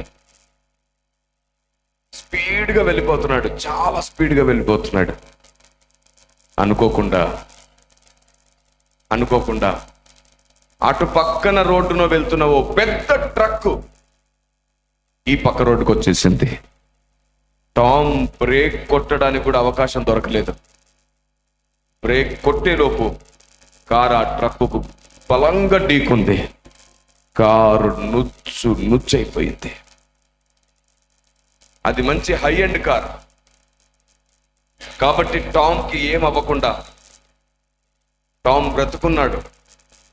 ఆ కారులో ఇరుక్కుపోయాడు టామ్. కొందరు కష్టపడి 4 గంటలు కష్టపడితే టామ్ని బయటికి తీయగలిగారు. హాస్పిటల్కి తీసుకెళ్తే టామ్ స్పృహలో లేడు, కోమాలో ఉన్నాడు. 2-3 రోజులు గడిచిన తర్వాత టామ్ స్పృహలోకి వచ్చాడు. కళ్ళు తెరిచి చూశాడు. బంధువులు, పిల్లలు అందరూ ఉండి ఏడుస్తున్నారు. టామ్ అన్నాడు, నాకేమైంది? చెప్తున్నారు, నీకు పెద్ద యాక్సిడెంట్ అయింది, నువ్వు బ్రతకడమే నీ అదృష్టం, ఎవరు బ్రతకలేరు, అంత భయంకరమైన యాక్సిడెంట్ అయింది, నీ దేవుడే నిన్ను కాపాడాడు అన్నారు. సరే అని చెప్పి టామ్ మంచం మీద నుంచి కదలడానికి ట్రై చేస్తే టామ్ కదలలేకపోతున్నాడు. ఎందుకో తెలుసా? డాక్టర్స్ వచ్చి చెప్పారు, టామ్ కదలొద్దు, మమ్మల్ని క్షమించాలి, నీ అనుమతి లేకుండా నీ 2 కాళ్ళు తీసేసాం టామ్, నీకు 2 కాళ్ళు లేవు. టామ్ చూసుకున్నాడు, కాళ్ళు లేవు. అలా తీయకపోతే టామ్ నువ్వు చనిపోయేవాడివి, రక్తం ఆగకుండా వెళ్ళిపోతుంది, అందుకే వెంటనే ఆపరేషన్ చేశాం. టామ్ ఏమన్నాడు తెలుసా? సరేలండి, బ్రతికాను కదా, అంతే చాలు అని కళ్ళు మూసుకున్నాడు. అందరు అనుకుంటున్నారు టామ్కి డిప్రెషన్లోకి వెళ్ళిపోయినట్టున్నాడు. 2 కాళ్ళు పోయాయంటే ఎవరైనా గుండెలు బాదుకుని ఏడుస్తారు, ఈయనేంటి ఏడవట్లేదు? సరే, మరలా స్పృహలోకి వచ్చినప్పుడు ఏడుస్తాడేమో, కాబట్టి ఎవరు ఇక్కడ ఉండకండి, ఉంటే ఇంకా ఎక్కువ ఎమోషనల్ అవుతాడు, అందరు బయటికి రండి అని అందరిని బయటికి పంపిస్తుంటే ఆ మాటలు విన్నాడు టామ్. సరిగ్గా 12 అవుతుంది, గోడ గడియారం అలారం మోగుతుంది. 12 అయింది. టామ్ అప్పటి వరకు అలా కళ్ళు మూసుకొని ఉంటే ఆ గోడ గడియారం శబ్దం వినగానే కళ్ళు తెరిచాడు. తెరిచి బోర్మని ఏడవడం ప్రారంభించాడు. ఏడ్చేస్తున్నాడు. వెంటనే నర్సులు పరిగెత్తుకొచ్చారు. డాక్టర్కి ఇన్ఫర్మేషన్ ఇచ్చారు, ఆయన గుండెలు బాదుకొని ఏడుస్తున్నాడు సార్, చెప్పాను కదా ఏడుస్తాడని, వదిలేసేయండి. ఎవరు వెళ్ళినా సరే, బంధువులు వెళ్ళినా సరే, ఫ్యామిలీ వెళ్ళినా సరే, ఎక్కువ ఎమోషన్ అయిపోయినప్పుడు అతని నర్వస్ సిస్టమ్ దెబ్బతింటుంది. ఎవరిని వెళ్ళొద్దన్నారు. ఏడ్ చేస్తున్నాడు. ఆ మాటలు విని ఏమంటున్నాడు తెలుసా టామ్? తండ్రి, వాళ్ళెవరో అన్నట్టు నా 2 కాళ్ళు పోయినందుకు నేను ఏడవట్లేదు తండ్రి. 2 సంవత్సరాలు నేను నీకు ఇచ్చిన మాట తప్పకుండా ప్రతిరోజు 12 నుండి 1 గంట వరకు వచ్చాను కదా తండ్రి, ఈరోజు రాలేకపోతున్నాను, నీకు ఇచ్చిన మాట తప్పుతున్నానేమో తండ్రి, నన్ను క్షమిస్తావా అని ఏడుస్తున్నాడు టామ్. చూడండి ఎంత విశ్వాసమో, ఎంత లోబడి ఉన్నాడో. మనమైతే ఆ ప్లేస్లో ఏం చేస్తాం? చిన్న కాలుకు దెబ్బ తగిలితేనే దేవుడు అర్థం చేసుకుంటాడులే, ఈరోజు చర్చికి వెళ్ళకపోతే ఏమవుతుంది అని అనుకుంటావు. కానీ టామ్ అంటున్నాడు, నేను నీకు ఇచ్చిన మాట తప్పినట్టున్నాను ప్రభువా, నన్ను క్షమిస్తావా? ఏమో ఈ రోజే నువ్వు నాతో మాట్లాడాలనుకున్నావేమో, ఈ రోజే నేను అక్కడ లేను, ప్రతిరోజు ఏ రోజు నువ్వు మాట్లాడతావని 2 సంవత్సరాలు ఎదురు చూశాను ప్రభువా, ఈ రోజు నువ్వు మాట్లాడాలనుకుంటే నేను అక్కడ లేను. తండ్రి, నీ టామ్ రాలేకపోయాడు. ఏడుస్తున్నాడు, తండ్రి నీ టామ్ రాలేకపోయాడు. బిక్కరగా ఏడుస్తున్నాడు, తండ్రి నీ టామ్ రాలేకపోయాడు. అలా ఏడుస్తూ ఉంటే టామ్ ఉన్నటువంటి ఆ ఐసీయూ రూమ్ లో ఒక పెద్ద ఉరుము శబ్దం. టామ్ ఒక్కసారిగా భయపడి కళ్ళు తెరిచి చూస్తే కళ్ళు తెరవలేనంత వెలుగు ఆ రూమ్ లో నిండింది. టామ్ కళ్ళు మూసుకొని ఏడ్ చేస్తున్నాడు. తండ్రి నన్ను క్షమించు, తండ్రి నన్ను క్షమించు, నేను మాట తప్పాను, నన్ను క్షమించు. 2 సంవత్సరాలు మాట తప్పకుండా ప్రతిరోజు 12 నుండి 1 గంట నీతో ఉన్నాను నేను. ఈరోజు మాట నిలబెట్టుకోలేకపోతున్నాను, నన్ను క్షమించు క్షమించు క్షమించు. ఏడుస్తూ ఉంటే కళ్ళు తెరవలేకపోతున్నాడు. టామ్కి అర్థమైంది, ఇన్ని సంవత్సరాల్లో జరగని ఒక అద్భుతం ఏదో ఇప్పుడు నా చుట్టూ జరుగుతుంది. ఆయనే నా దగ్గరకు వచ్చాడు అనుకుంటా అని టామ్ కనిపించి నోరు తెరిచి, తండ్రి నీవేనా, నువ్వు ఉన్నావు కాబట్టి నేను కళ్ళు తెరవలేకపోతున్నానా? ఒక్కసారి నిన్ను చూసి చనిపోతా తండ్రి, ఒక్కసారి నీతో మాట్లాడి చనిపోతా తండ్రి, నాకు కనబడవా? అడుగుగానే ఆ వెలుగు మెల్లిగా తగ్గిపోయింది. టామ్ కళ్ళు తెరిచి చూశాడు. సరిగ్గా అంత దూరంలో డోర్ దగ్గర ధగ ధగ ధగ ధగ ధగ మెరిసిపోతున్న ఒక వ్యక్తి నిలబడి ఉన్నాడు. టామ్ అది చూసి కన్నీరు మున్నీరైపోయి చేయి జాపుతున్నాడు, తండ్రి తండ్రి. ఆ వెలుగు రూపం అడుగులో అడుగు టామ్ దగ్గరకు వచ్చేసింది. టామ్ తలను నెమిరి, టామ్ నీ తండ్రిని వచ్చానయ్యా, టామ్ నీ తండ్రిని వచ్చాను. ఇన్నాళ్ళు ప్రతిరోజు అన్నావు కదా టామ్, తండ్రి నీ టామ్ వచ్చాను. ఇదిగో టామ్, ఈ రోజు నుంచి నేనే నీ దగ్గరికి రాబోతున్నాను. ప్రతిరోజు మాట తప్పకుండా నువ్వు నాతో ఉన్నావు. 2 సంవత్సరాలు పరీక్షించి చూశాను టామ్. నా దగ్గరకు వచ్చి, తండ్రి నీ టామ్ వచ్చానంటే నీ మాట వినాలని నీకంటే అరగంట ముందొచ్చి కూర్చునేవాడిని నేను టామ్. గడిచిన ఈ 3-4 రోజుల్లో నా టామ్ రాలేదు నా దగ్గరికి. టామ్ టైం వచ్చేసింది, నేనే నీ దగ్గరకు వచ్చాను. టామ్ నీ తండ్రిని వచ్చానయ్యా, నీ తండ్రిని వచ్చాను. ఆ రోజు నుంచి దేవుడు మాట ఇచ్చాడు, ప్రతిరోజు 12 నుంచి 1 గంట నేను నీతో సమయం గడుపుతానని. సరిగ్గా 12 అవగానే టామ్ రూమ్ లో దేవుడు వచ్చేస్తాడు. ఆ రోజు ఏదైనా తోటలోకి వచ్చి, ఆదామా నీవెక్కడా అన్నట్టు సరిగ్గా 12 నుంచి 1 గంట వరకు దేవుడు వచ్చి అంటాడు, టామ్ నీ తండ్రిని వచ్చాను, నీవెక్కడా? ఒకప్పుడు టామ్ ఏమనేవాడు, తండ్రి నీ టామ్ వచ్చాను, తండ్రి నీ టామ్ వెళ్తున్నాడు. ఇప్పుడు టామ్తో దేవుడు అంటున్నాడు, టామ్ నీ తండ్రి వచ్చాడు. వెళ్ళేటప్పుడు టామ్ నీ తండ్రి వెళ్తున్నాడు. టామ్ జీవితానికి అంతకంటే ఇంకా వేరే ధన్యత అక్కరలేదు. 2 కాళ్ళు పోయిన సంగతిని మర్చిపోయాడు టామ్. ఎందుకంటే సర్వ సృష్టిని చేసిన, సకల మానవ కోటిని, ప్రతి ఆత్మను సృష్టించిన దేవుడే టామ్ ముందుకు వస్తున్నాడు. టామ్తో మాట్లాడుతున్నాడు. టామ్కి చాలా గొప్ప జ్ఞానం ఇచ్చాడు. టామ్ కొత్త కంపెనీ ఒకటి స్టార్ట్ చేశాడు. టామ్ ఆ రోజు ఒక కంపెనీలో జాబ్ చేసేవాడు. ఇప్పుడు టామ్కి కొత్త కంపెనీ, సొంత కంపెనీ, 1000 మందికి ఆయనే ఉద్యోగం ఇచ్చే స్థాయికి వచ్చాడు టామ్. దేవుడు టామ్కి జ్ఞానం ఇచ్చాడు. తమ్ముడు చెల్లి, ఒకటి చెప్తాను విను, రేపు ఉంటామో లేదో తెలియదు. ఇలా బైక్ పైన వెళ్ళినవాడు తిరిగి వస్తాడో లేదో తెలియదు. అలా ఆటోలో వెళ్తుంటే తిరిగి ఇంటికి వస్తామో లేదో తెలియదు. ఎంత ఆరోగ్యంగా ఉన్నా ఉన్నట్టుండి గుండె ఆగిపోతుంది మనకి. కారణం ఏమిటంటే మనం తినేదంతా కల్తీ ఆహారం. ప్రతి వాల్ మొత్తం బ్లాక్ అయిపోతున్నాయి. ఎవరు ఏ రోజు ఈ భూమిని విడిచిపెట్టి వెళ్తారో తెలియదు. బ్రతుకుండగానే దేవునితో మంచి బంధాన్ని కలిగొండు. ఆయన ఎక్కువ ప్రేమించు. ఆయనకు నచ్చింది మాత్రమే చేయడానికి ప్రయత్నం చేయి. ఈ ప్రపంచానికి అవసరమైన పాత్రగా దేవుడు నిన్ను మార్చుకుంటాడు. ఈ ప్రపంచంలో అనేకులను వెలిగించే వారుగా నిన్ను మారుస్తాడు ఆయన. దేవునికి మహిమ కలుగును గాక. నాకు ఆశయం ఉంది, నాకు కోరిక ఉంది. నేను చనిపోయే లోపు 1,00,000 మందిని తయారు చేయాలి ఈ దేశానికి జవాబు చెప్పేవారిని. ఏ ప్రశ్న అడిగినా సరే అంతే ఓపికగా, ప్రేమగా, జ్ఞానంగా, వ్యూహంగా, తప్పు పట్టలేనంత గొప్పగా జవాబు చెప్పేవారిని 1,00,000 మందిని తయారు చేయాలి. వారు ఏ మినిస్ట్రీలో ఉన్నా, ఏ చర్చిలో ఉన్నా సరే వాళ్ళ కోసమే తయారు చేయాలి. ప్రతి ప్రాంతంలో కొందరిని తయారు చేసి పెట్టాలి. ఈరోజు ఒక్క కిరణ్ పాలే ఏ ప్రశ్న అడిగినా జవాబు చెప్పి దేశాన్ని ఒప్పిస్తుంటే 1,00,000 మంది అయితే ఆలోచించండి ఎలా ఉంటుందో. ప్రతి ప్రాంతములో మండుతున్న బూరలు మోగుతాయి. ప్రతి ప్రాంతంలో క్రీస్తు జెండా రెపరెపలాడుతూనే ఉంటుంది. దేవునికి స్తోత్రం కలుగును గాక. ఆయన ఎదురు చూస్తున్నాడు రోషం కలిగిన పిల్లల కోసం. ఆయన ఎదురు చూస్తున్నాడు తమ ఇష్టాన్ని చంపుకొని తన ఇష్టాన్ని చేసేవారి కోసం. ఆయన ఎదురు చూస్తున్నాడు ఆయన పెట్టిన ప్రేమకు ఫలితాన్ని, సరి అయిన లాభం కోసం. ఆయన చాలా ప్రేమించాడు మనల్ని. ఇన్నాళ్ళు ఆయన ప్రేమను నువ్వు అర్థం చేసుకోలేదు. నీకు నచ్చిన దానికోసం పరిగెత్తావు. ఈరోజు ఆయన ఎదురు చూస్తున్నాడు, ఆయనకు నచ్చిన దాని కొరకు నువ్వు వస్తావా అని. ఎన్నో సంగతులు నేను మీతో పంచుకోవాలి. దేవుడు నిన్ను పిలుస్తున్నాడు ఈరోజు.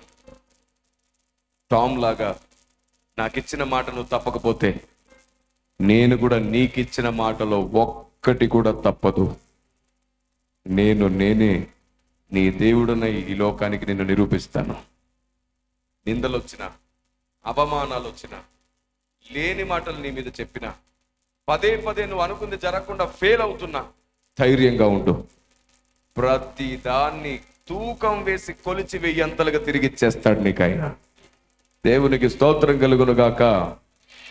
ప్రేమ పోగొట్టుకోవడం అంటే ఏంటో నాకు తెలుసు. తల్లిని తండ్రిని పోగొట్టుకోవడం అంటే ఏంటో నాకు తెలుసు. చిన్నతనాన్ని పోగొట్టుకోవడం అంటే ఏంటో నాకు తెలుసు. ఇష్టాలను చంపుకోవడం అంటే ఏంటో నాకు తెలుసు. తినడానికి లేని స్థితి నాకు తెలుసు. కాలినడకన సేవ నాకు తెలుసు. కొండల మధ్యలో, తాండాల మధ్యలో నడిచి సేవ చేసిన రోజులు నాకు తెలుసు. సైకిల్ తొక్కి చేసిన సేవ నాకు తెలుసు.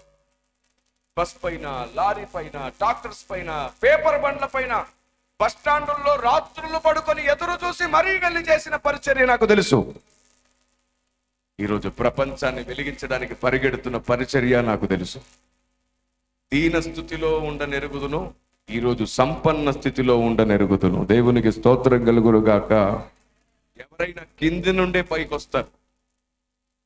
ఎవరైనా అన్ని రకాలుగా గాయపడి అనుభవించే పైకి వస్తారు. అందరూ గోల్డెన్ స్పూన్తో పుట్టరు. ఈరోజు నీలాగే నేను కూడా ఒకరోజు ఏదో ఒక సభలో అలా మూలను కూర్చొని విన్నవాన్ని. ఈరోజు సభలకే నేను అవసరమైన వాడిని అయ్యాను. ఈరోజు నువ్వు కూడా కూర్చొని వింటున్నావు. ఒకరోజు దేవుడు నిన్ను వందల వేల మంది కోసం వాడుకునే రోజు వస్తుంది. అప్పటి వరకు ఎన్నొచ్చినా ఆయన చేయి పట్టుకొని ధైర్యంగా అడుగులు అడుగు వేస్తూరా. ఒకరోజు నీ జీవితం అనేకులకు వెలుగవుతుంది. నువ్వు సక్సెస్ అవుతావు. ఆమేన్. 3 విషయాలు మర్చిపోవద్దు. 1, ఎప్పుడు ఎవరి మీద ఆధారపడకు. ఎవరో నీ మీద జాలి పడాలనుకోకు. 2, దేవునికి ఇచ్చిన మాట తప్పకు. ప్రతిరోజు మొరపెడుతూనే ఉండు, ప్రార్థిస్తూనే ఉండు. 3, వచ్చిన ఏ అవకాశాన్ని విడిచిపెట్టకు. యథార్థంగా, నిజాయితీగా ప్రతి అవకాశాన్ని పట్టుకో. మిగతా మొత్తం దేవుడే చూసుకుంటాడు. దేవుడే చూసుకుంటాడు. ఆమేన్. ఆయన యందు భయము భక్తి గల వారిని ఆయన ఆస్తికి కర్తలుగా చేస్తాడు. నీ స్వబుద్ధిని చంపు, దేవుని చిత్తాన్ని స్థాపించు. ఈ దేశానికి నీ అవసరం ఉంది. అపార్థమైన క్రైస్తవ్యాన్ని భారతదేశానికి అర్థమయ్యేటట్టు చేయడానికి నువ్వు ఒక సైనికురాలు అవ్వాలి. మనం ఆచారాలు సాంప్రదాయాలు మార్చేవారం కాదని, ఈ సమస్త మానవ కోటిని, ప్రాణకోటిని సృష్టించిన దేవుణ్ణి ప్రకటిస్తున్నామని ఈ లోకానికి అర్థం కావాలి. నేను చెప్పబోతున్నటువంటి అనేక సంగతులు, అనేక రహస్యాలు పుస్తకాల రూపంలో ఉన్నాయి. మీకు వెనకాల స్టాల్ పెట్టారు. తప్పకుండా ఈ పుస్తకాన్ని సంపాదించండి. అంత మాత్రమే కాకుండా క్యాలెండర్స్ కూడా ఉన్నాయి. అద్భుతంగా దేవుడు క్యాలెండర్ని డిజైన్ చేయించాడు మాతో. ఎలాగో తెలుసా? ఎప్పుడైనా క్యాలెండర్లో వాక్యం చదివితే నీ బుడ్డిలో నూనె అవ్వదు, తొట్టిలో పిండి అవ్వదు, దీవిస్తా ఆశీర్వదిస్తా అనే వచనాలు ఎక్కువ వింటాం మనం. కానీ నేను క్యాలెండర్స్లో ప్రశ్నలు పెట్టాను. ప్రతిరోజు నువ్వు ఒక ప్రశ్నను ఎదుర్కోవాలని, నువ్వు గ్రంథానికి ఎంత దూరంగా ఉన్నావో నీకు అర్థం కావాలని. ఉదాహరణకు ఒక ప్రశ్న, 89వ కీర్తన 47లో ఎంత వ్యర్థముగా నీవు నరులను సృజించి ఉన్నావు అనే మాట ఉంది. ఎంత వ్యర్థముగా నరులను సృజించావు అంట. మీరు చెప్పండి, దేవుడు వ్యర్థంగా చేశాడు ఏదైనా? మరి ఎందుకని ఆ వచనం అలా ఉంది? నరులను దేవుడు వ్యర్థంగా చేయడం ఏమిటి? ఇలా ప్రతిసారి మీకు ఒక ప్రశ్న ఎదుర్కొంటూనే ఉంటారు. దానివల్ల మీరు దేవుని గ్రంథానికి ఎంత దూరం అయ్యారో తెలుస్తుంది, ఎంత దగ్గర అవ్వాలో తెలుస్తుంది. మిమ్మల్ని తర్ఫీదు ట్రైనింగ్ ఇస్తుంది ఈ క్యాలెండర్ కూడా. అలా తయారు చేసాం ఈ క్యాలెండర్. లోకం అడిగే 600 ప్రశ్నలకి ఈ పుస్తకంలో జవాబు. దీని పేరు సనాతన సత్య పరిరక్షణ. మీరు ప్రసాదం ఎందుకు తినరు, కొబ్బరికాయ ఎందుకు కొట్టరు, అగరత్తు ఎందుకు వెలిగించరు, ముగ్గులు ఎందుకు వేయరు, పండుగలు ఎందుకు చేయరు? మేము మీ క్రిస్మస్కి శుభాకాంక్షలు చెప్తే మీరు మా పండుగలకు ఎందుకు చెప్పరు? ఎప్పుడు తెల్లబట్టలు ఎందుకు వేస్తారు? అడుగుతారుగా లోకం మనల్ని, చాలా ప్రశ్నలు అడుగుతారు. మీరు దిష్టి నమ్ముతారా? చనిపోయిన తర్వాత 7 జన్మలు ఉంటాయని మేము నమ్మితే మీరెందుకు నమ్మరు? 1 కాదు 2 కాదు, నేను ఇప్పటికీ 1600 ప్రశ్నలకు జవాబులు రాశాను. 1600. ఇక్కడ మీకు 600 ప్రశ్నలకు జవాబులు దొరుకుతాయి. తప్పకుండా ఈ పుస్తకాన్ని సంపాదించండి. అలాగే పరలోక రాజ్యంలో మనం ప్రార్థిస్తే బంధించబడుతుంది, విప్పబడుతుందని విన్నాం. ఏం బంధించి విప్పాలో తెలియదు సంఘానికి. దేవుడు ఏం బంధించి విప్పుతున్నాడో తెలియదు. ఆ రహస్యాన్ని ఈ పుస్తకంలో పెట్టాను. అన్నట్టు నా పుస్తకాలన్నీ ఇలా మల్టీ కవర్ పేపర్తో ఉంటాయి. కనబడుతుందా మీకు స్క్రీన్ మీద కూడా? అంటే మీరు ఏం చదువుతున్నా సరే ఇలా మీకు బొమ్మలు, చదువుతున్న వాటికి అనుకూలంగా బొమ్మలు కనబడతానే ఉంటాయి. నా పుస్తకాలు మొత్తం, నేను రాసిన 15 పుస్తకాలు ఇలాగే అందంగా మార్చాం. ఎందుకో తెలుసా? కరోనా వచ్చిన తర్వాత మనకు సోషల్ మీడియాతో కనెక్షన్ పెరిగింది. బైబిల్ చదవమంటే కూడా ఆడియో బైబిల్ ఉందా అన్నయ్య అని అడుగుతున్నారు. అంటే ఏకాగ్రత దెబ్బతింటుంది. బ్లాక్ అండ్ వైట్ అంటే నచ్చట్లేదు. అలాంటిది ఇంత గొప్ప మర్మం, ఇంత గొప్ప జ్ఞానం మీరు వింటుంటే సాతాను మిమ్మల్ని డిస్టర్బ్ చేయకూడదు. అందుకే నేను దీన్ని కలర్గా మార్చేశాను. సాతాను మిమ్మల్ని డిస్టర్బ్ చేయకుండా ఉండడానికి. మీ ఏకాగ్రత సైకలాజికల్గా మనం చూస్తేనే ఎక్కువ చదువుతాం. కాబట్టి ఏం బంధించాలి, ఏం విప్పాలి, ఆ బంధించి విప్పే ప్రార్థనా శక్తి ఎలా పొందాలి ఈ పుస్తకంలో ఉంది. అలాగే ఎవరైనా దేవుడే లేడు అన్నారనుకో, ఈ పుస్తకం ఇవ్వండి వారికి. దీని పేరు అంతరిక్షం వెనుక, బిహైండ్ ద యూనివర్స్. సైన్స్కు సైన్సే చెప్పిన సువార్త ఈ పుస్తకం. తప్పకుండా ఈ పుస్తకాన్ని సంపాదించండి. ఇక 4వ పుస్తకం అదృశ్య దేవుడు. సమీపించరాని తేజస్సులో ఉన్న దేవుణ్ణి దేవదూతలు కూడా ఇంతవరకు చూడలేదు. ముఖాన్ని కప్పుకొని స్తుతిస్తారు వాళ్ళు. అలాంటి దేవుణ్ణి మనం ఎప్పుడైనా చూస్తామా? చూస్తే ఎలా చూస్తాం? నియమం ఏంటి, పద్ధతి ఏంటి? ఈ పుస్తకంలో ఉంది. 4 పుస్తకాలు మాత్రమే అందుబాటులో ఉన్నాయి. 11 పుస్తకాలు అయిపోయాయి. 11 రకాల పుస్తకాలు ఇప్పుడు లేవు. అవి తిరిగి ప్రింట్ అవుతున్నాయి. ఈలోపు ఈ 4 పుస్తకాల్ని పోగొట్టుకోకండి. ఎందుకు నేను ఈ పుస్తకాలు పరిచయం చేస్తున్నాను తెలుసా? ఈ మట్టి మనిషి ఎప్పటికైనా మట్టిలో కలిసిపోతాడు. కానీ ఈ మనిషిలో ఉన్న దేవుని ఆలోచన ఎప్పుడు మీ అందరితో మాట్లాడుతూ ఉండాలి, మిమ్మల్ని నడిపిస్తూ బలపరుస్తూ ఉండాలి. మనుషులు లేకపోయినా దైవ కార్యం జరుగుతూనే ఉండాలి. ఆమేన్. అందుకే ఈ పుస్తకాల రూపంలో పరిచయం చేస్తున్నాం. అంత మాత్రమే కాకుండా ఇప్పటి వరకు 3000 సందేశాలు వీడియో రూపంలో ముద్ర వేశాం. అందులో 700 సందేశాలు మీకు యూట్యూబ్లో అందుబాటులో ఉన్నాయి. తప్పకుండా విని నేర్చుకోండి. నేను అదే చెప్తున్నాను, 1,00,000 మందిని తయారు చేయాలి ఈ భూమి మీద. భారతదేశానికి జవాబు చెప్పి సువార్తను అందించి, ఇది మతం కాదు, జీవమై ఉన్న క్రీస్తును ప్రకటిస్తున్నామని. ఇప్పటి వరకు ఏ మతం ద్వారా, ఏ కులం ద్వారా, ఏ రాజకీయ పార్టీ ద్వారా, ఏ సేవా సంస్థ ద్వారా దొంగలు, వ్యభిచారులు, నరహంతకులు, శాడిస్టులు, మోసగాళ్ళు మారలేదు. ఈ బైబిల్ పట్టుకుని ఎందరో దొంగలు మారారు, వ్యభిచారులు మారారు, నరహంతకులు మారారు, శాడిస్టులు మారారు, పేకాటగాళ్ళు మారారు. ఈ దేశానికి ఇంకొకసారి అర్థమయ్యేటట్లు చేద్దాం. భారతదేశం కుష్ఠ రోగులను పక్కకు త్రోసేస్తే హక్కున చేర్చుకుంది ఓ క్రైస్తవురాలు మదర్ తెరిస్సా. భారతదేశానికి జ్ఞాపకం చేద్దాం ఇంకోసారి. ఆడవాళ్ళకు విలువనివ్వక బాల్య వివాహాలు చేసి వాడు చనిపోతే వాడి చితి మీదకే అమ్మాయిని ఎక్కించి చిదిమేసే ఆనాటి సంస్కారం, ఆనాటి సాంప్రదాయాలను అడ్డగిస్తూ పోరాటం చేసి అడ్డగించాడు ఓ క్రైస్తవుడు, William Carey. William Carey Raja Rammohan Roy గారితో కలిసి చేసిన పోరాటం అది. విలియం కేరీ స్త్రీలకు కనీసం విలువ లేకుండా, స్త్రీలు చదువుకోవడానికి కూడా అవకాశం లేకుండా ఉంటే, స్త్రీల కోసం కూడా స్కూల్స్ ని, పోస్ట్ ఆఫీస్ ని, విశ్వవిద్యాలయాలను స్థాపించింది ఓ క్రైస్తవుడు, William Carey. Praise the lord. ఇలా చెప్పుకుంటూ పోతే ఈరోజు బార్డర్లో జవానులై నిలబడ్డ వారిలో క్రైస్తవులు ఉన్నారు. ఆనాడు గాంధీజీ గారితో నడిచిన వారిలో క్రైస్తవులు ఉన్నారు. ఈనాడు భారతదేశానికి సేవ చేసిన వారిలో క్రైస్తవులు ఉన్నారు.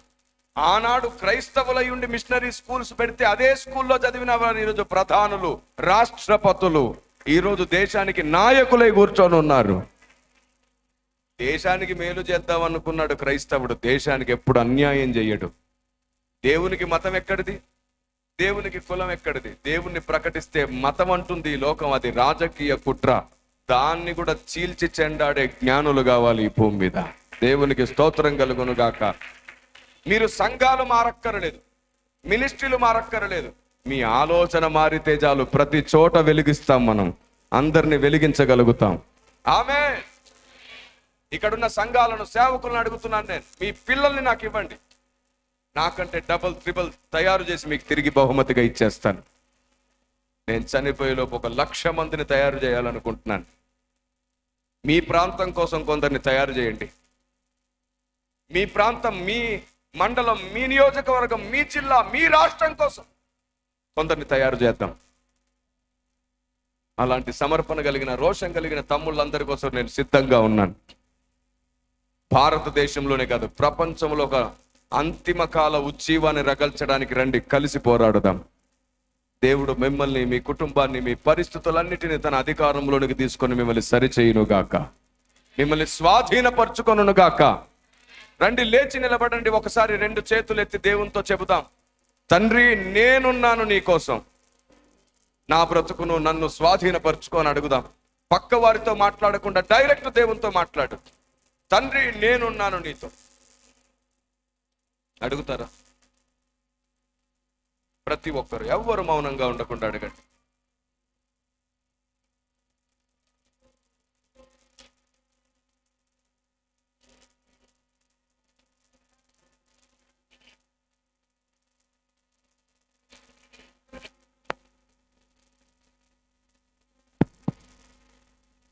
మౌనంగా ఉండకండి. ప్రతి ఒక్కరు చెయ్యెత్తి దేవుని బ్రతిమాలుకుంటారా? స్వభావం అడగండి దేవుడిని. మన స్వభావం చిన్నదానికి, పెద్దదానికి మనం అహంగా ప్రవర్తిస్తాం, గర్వంగా ప్రవర్తిస్తాం. మనం గెలిపించుకోవాలనుకుంటాం, అప్పుడు దేవుని చిత్తం ఓడిపోతుంది. కళ్ళు మూసుకుందాం, అందరం కలిసి దేవుని వేడుకుందాం.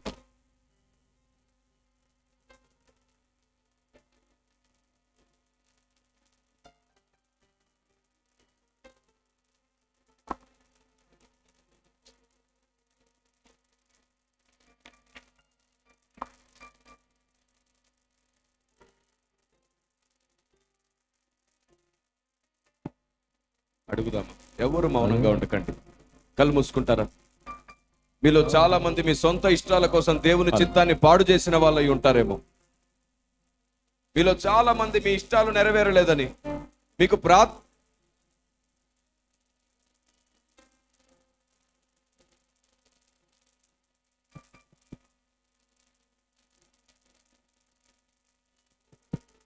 The lord. కళ్ళు మూసుకోండి, 1 నిమిషం ప్రార్థన చేసుకుందాం. మీకు ప్రాధాన్యత ఇవ్వలేదని చాలాసార్లు దేవుని పనిని పాడు చేసిన వాళ్ళేమో మీరు. మీ మాట వినలేదని దేవుని చిత్తం గొప్పగా జరుగుతుంటే కూడా ఓర్వలేకపోయావేమో చాలాసార్లు. నువ్వు సాతానుకు సహాయం చేశావు. దేవుని పని గొప్పగా జరుగుతుంటే నీకు ప్రాధాన్యత ఇవ్వకపోయినా, నిన్ను అడగకపోయినా, నిన్ను పిలవకపోయినా, నా తండ్రి పని జరగాలనే కోరిక కలిగిన వ్యక్తివి నువ్వైతే ఈ రోజు నుండే దేవుడు నీ దగ్గరకు వస్తాడు. నీ ఇష్టానికి, నీ ఆలోచనకు ప్రాధాన్యత ఇవ్వడం మానేస్తే ఆయనే తన ఆలోచన నీకు బోధిస్తాడు. నీ చెయ్యెత్తి ఊరికే మౌనంగా ఉండకు. నన్ను క్షమిస్తావా యేసయ్యా అని అడుగు. నాపై దయ చూపిస్తావా యేసయ్యా అని అడుగు. నాకు నచ్చింది చేసి నిన్ను గాయపరిచాను, నన్ను క్షమిస్తావా యేసయ్యా అని అడుగు. నేను ఇక మీదట తీసుకున్న తీర్మానంతో వెనక్కి తిరగాలనుకోవట్లేదు, నాపై దయ చూపించమని అడుగు.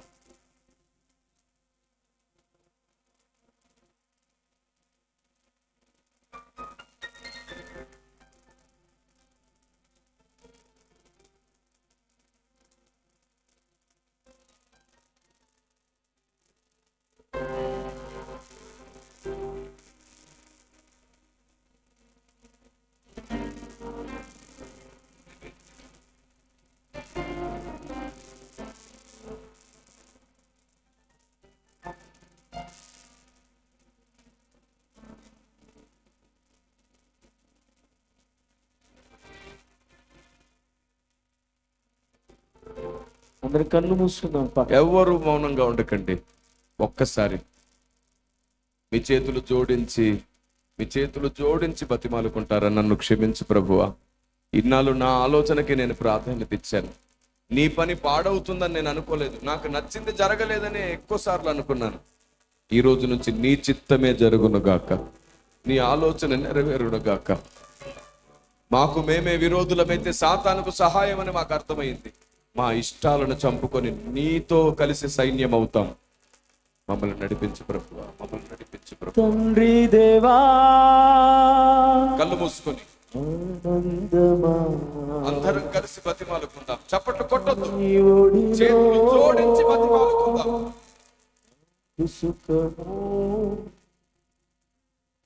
తండ్రి దేవా,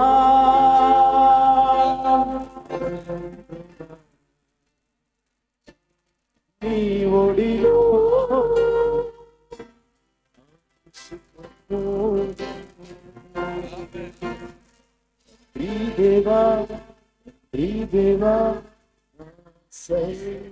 అందరం కలిసి వేడుకుందామా, పాడుదామా? అందరం కలిసి పిలుద్దాం. తమ్ముడు చెల్లి అందరం కలిసి పిలుద్దాం.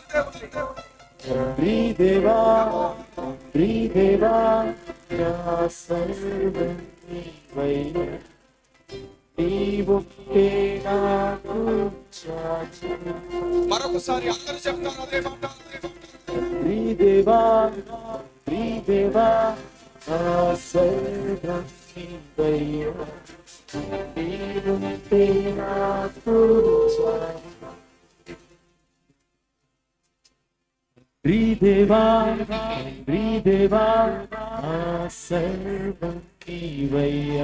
పలుకు తమ్ముడు, నీ నోటితో దేవుడు వినాలనుకుంటున్నాడు.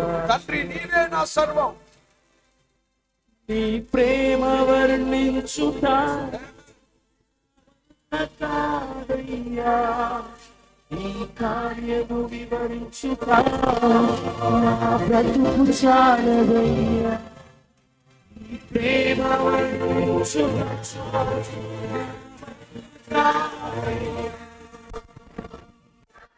వివరించుట నా బ్రతుకు చాలదయ్యా. తండ్రి దేవా, కలిసి చెబుదాం అందరం కలిసి. మా ఆనందమా,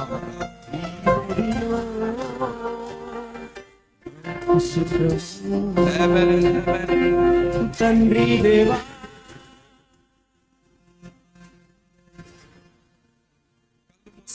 నీవు నాకు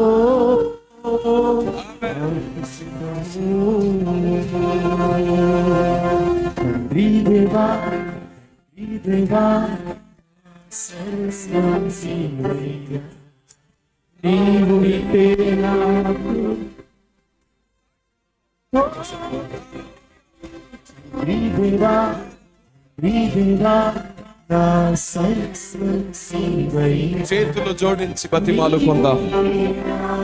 ఆయన తండ్రి,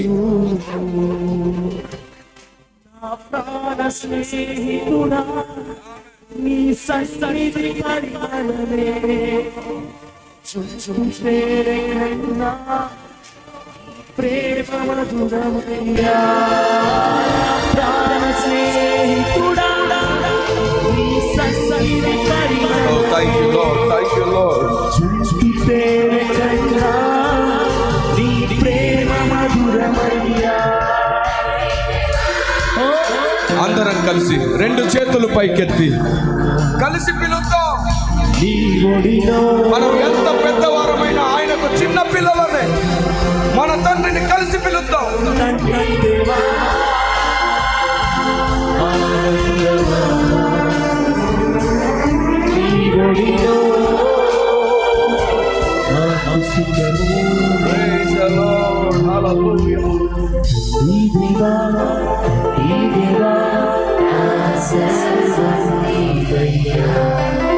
నీవుంటే నాకు చాలు. మరొకసారి చేతులెత్తి ఈ దేవా నీ పిల్లల ప్రార్థన ఆలకించు. పసి పిల్లలను కూడా స్వాధీనపరచుకో. నీ ఆత్మశక్తిని అనుభవించుట నేర్పించు నీ పిల్లలకి. నీవుంటే నాకు చాలు. అందరం కలిసి అందాం. నీవుంటే నాకు చాలు. మరొకసారి బిగ్గరగా నీవుంటే నాకు చాలు.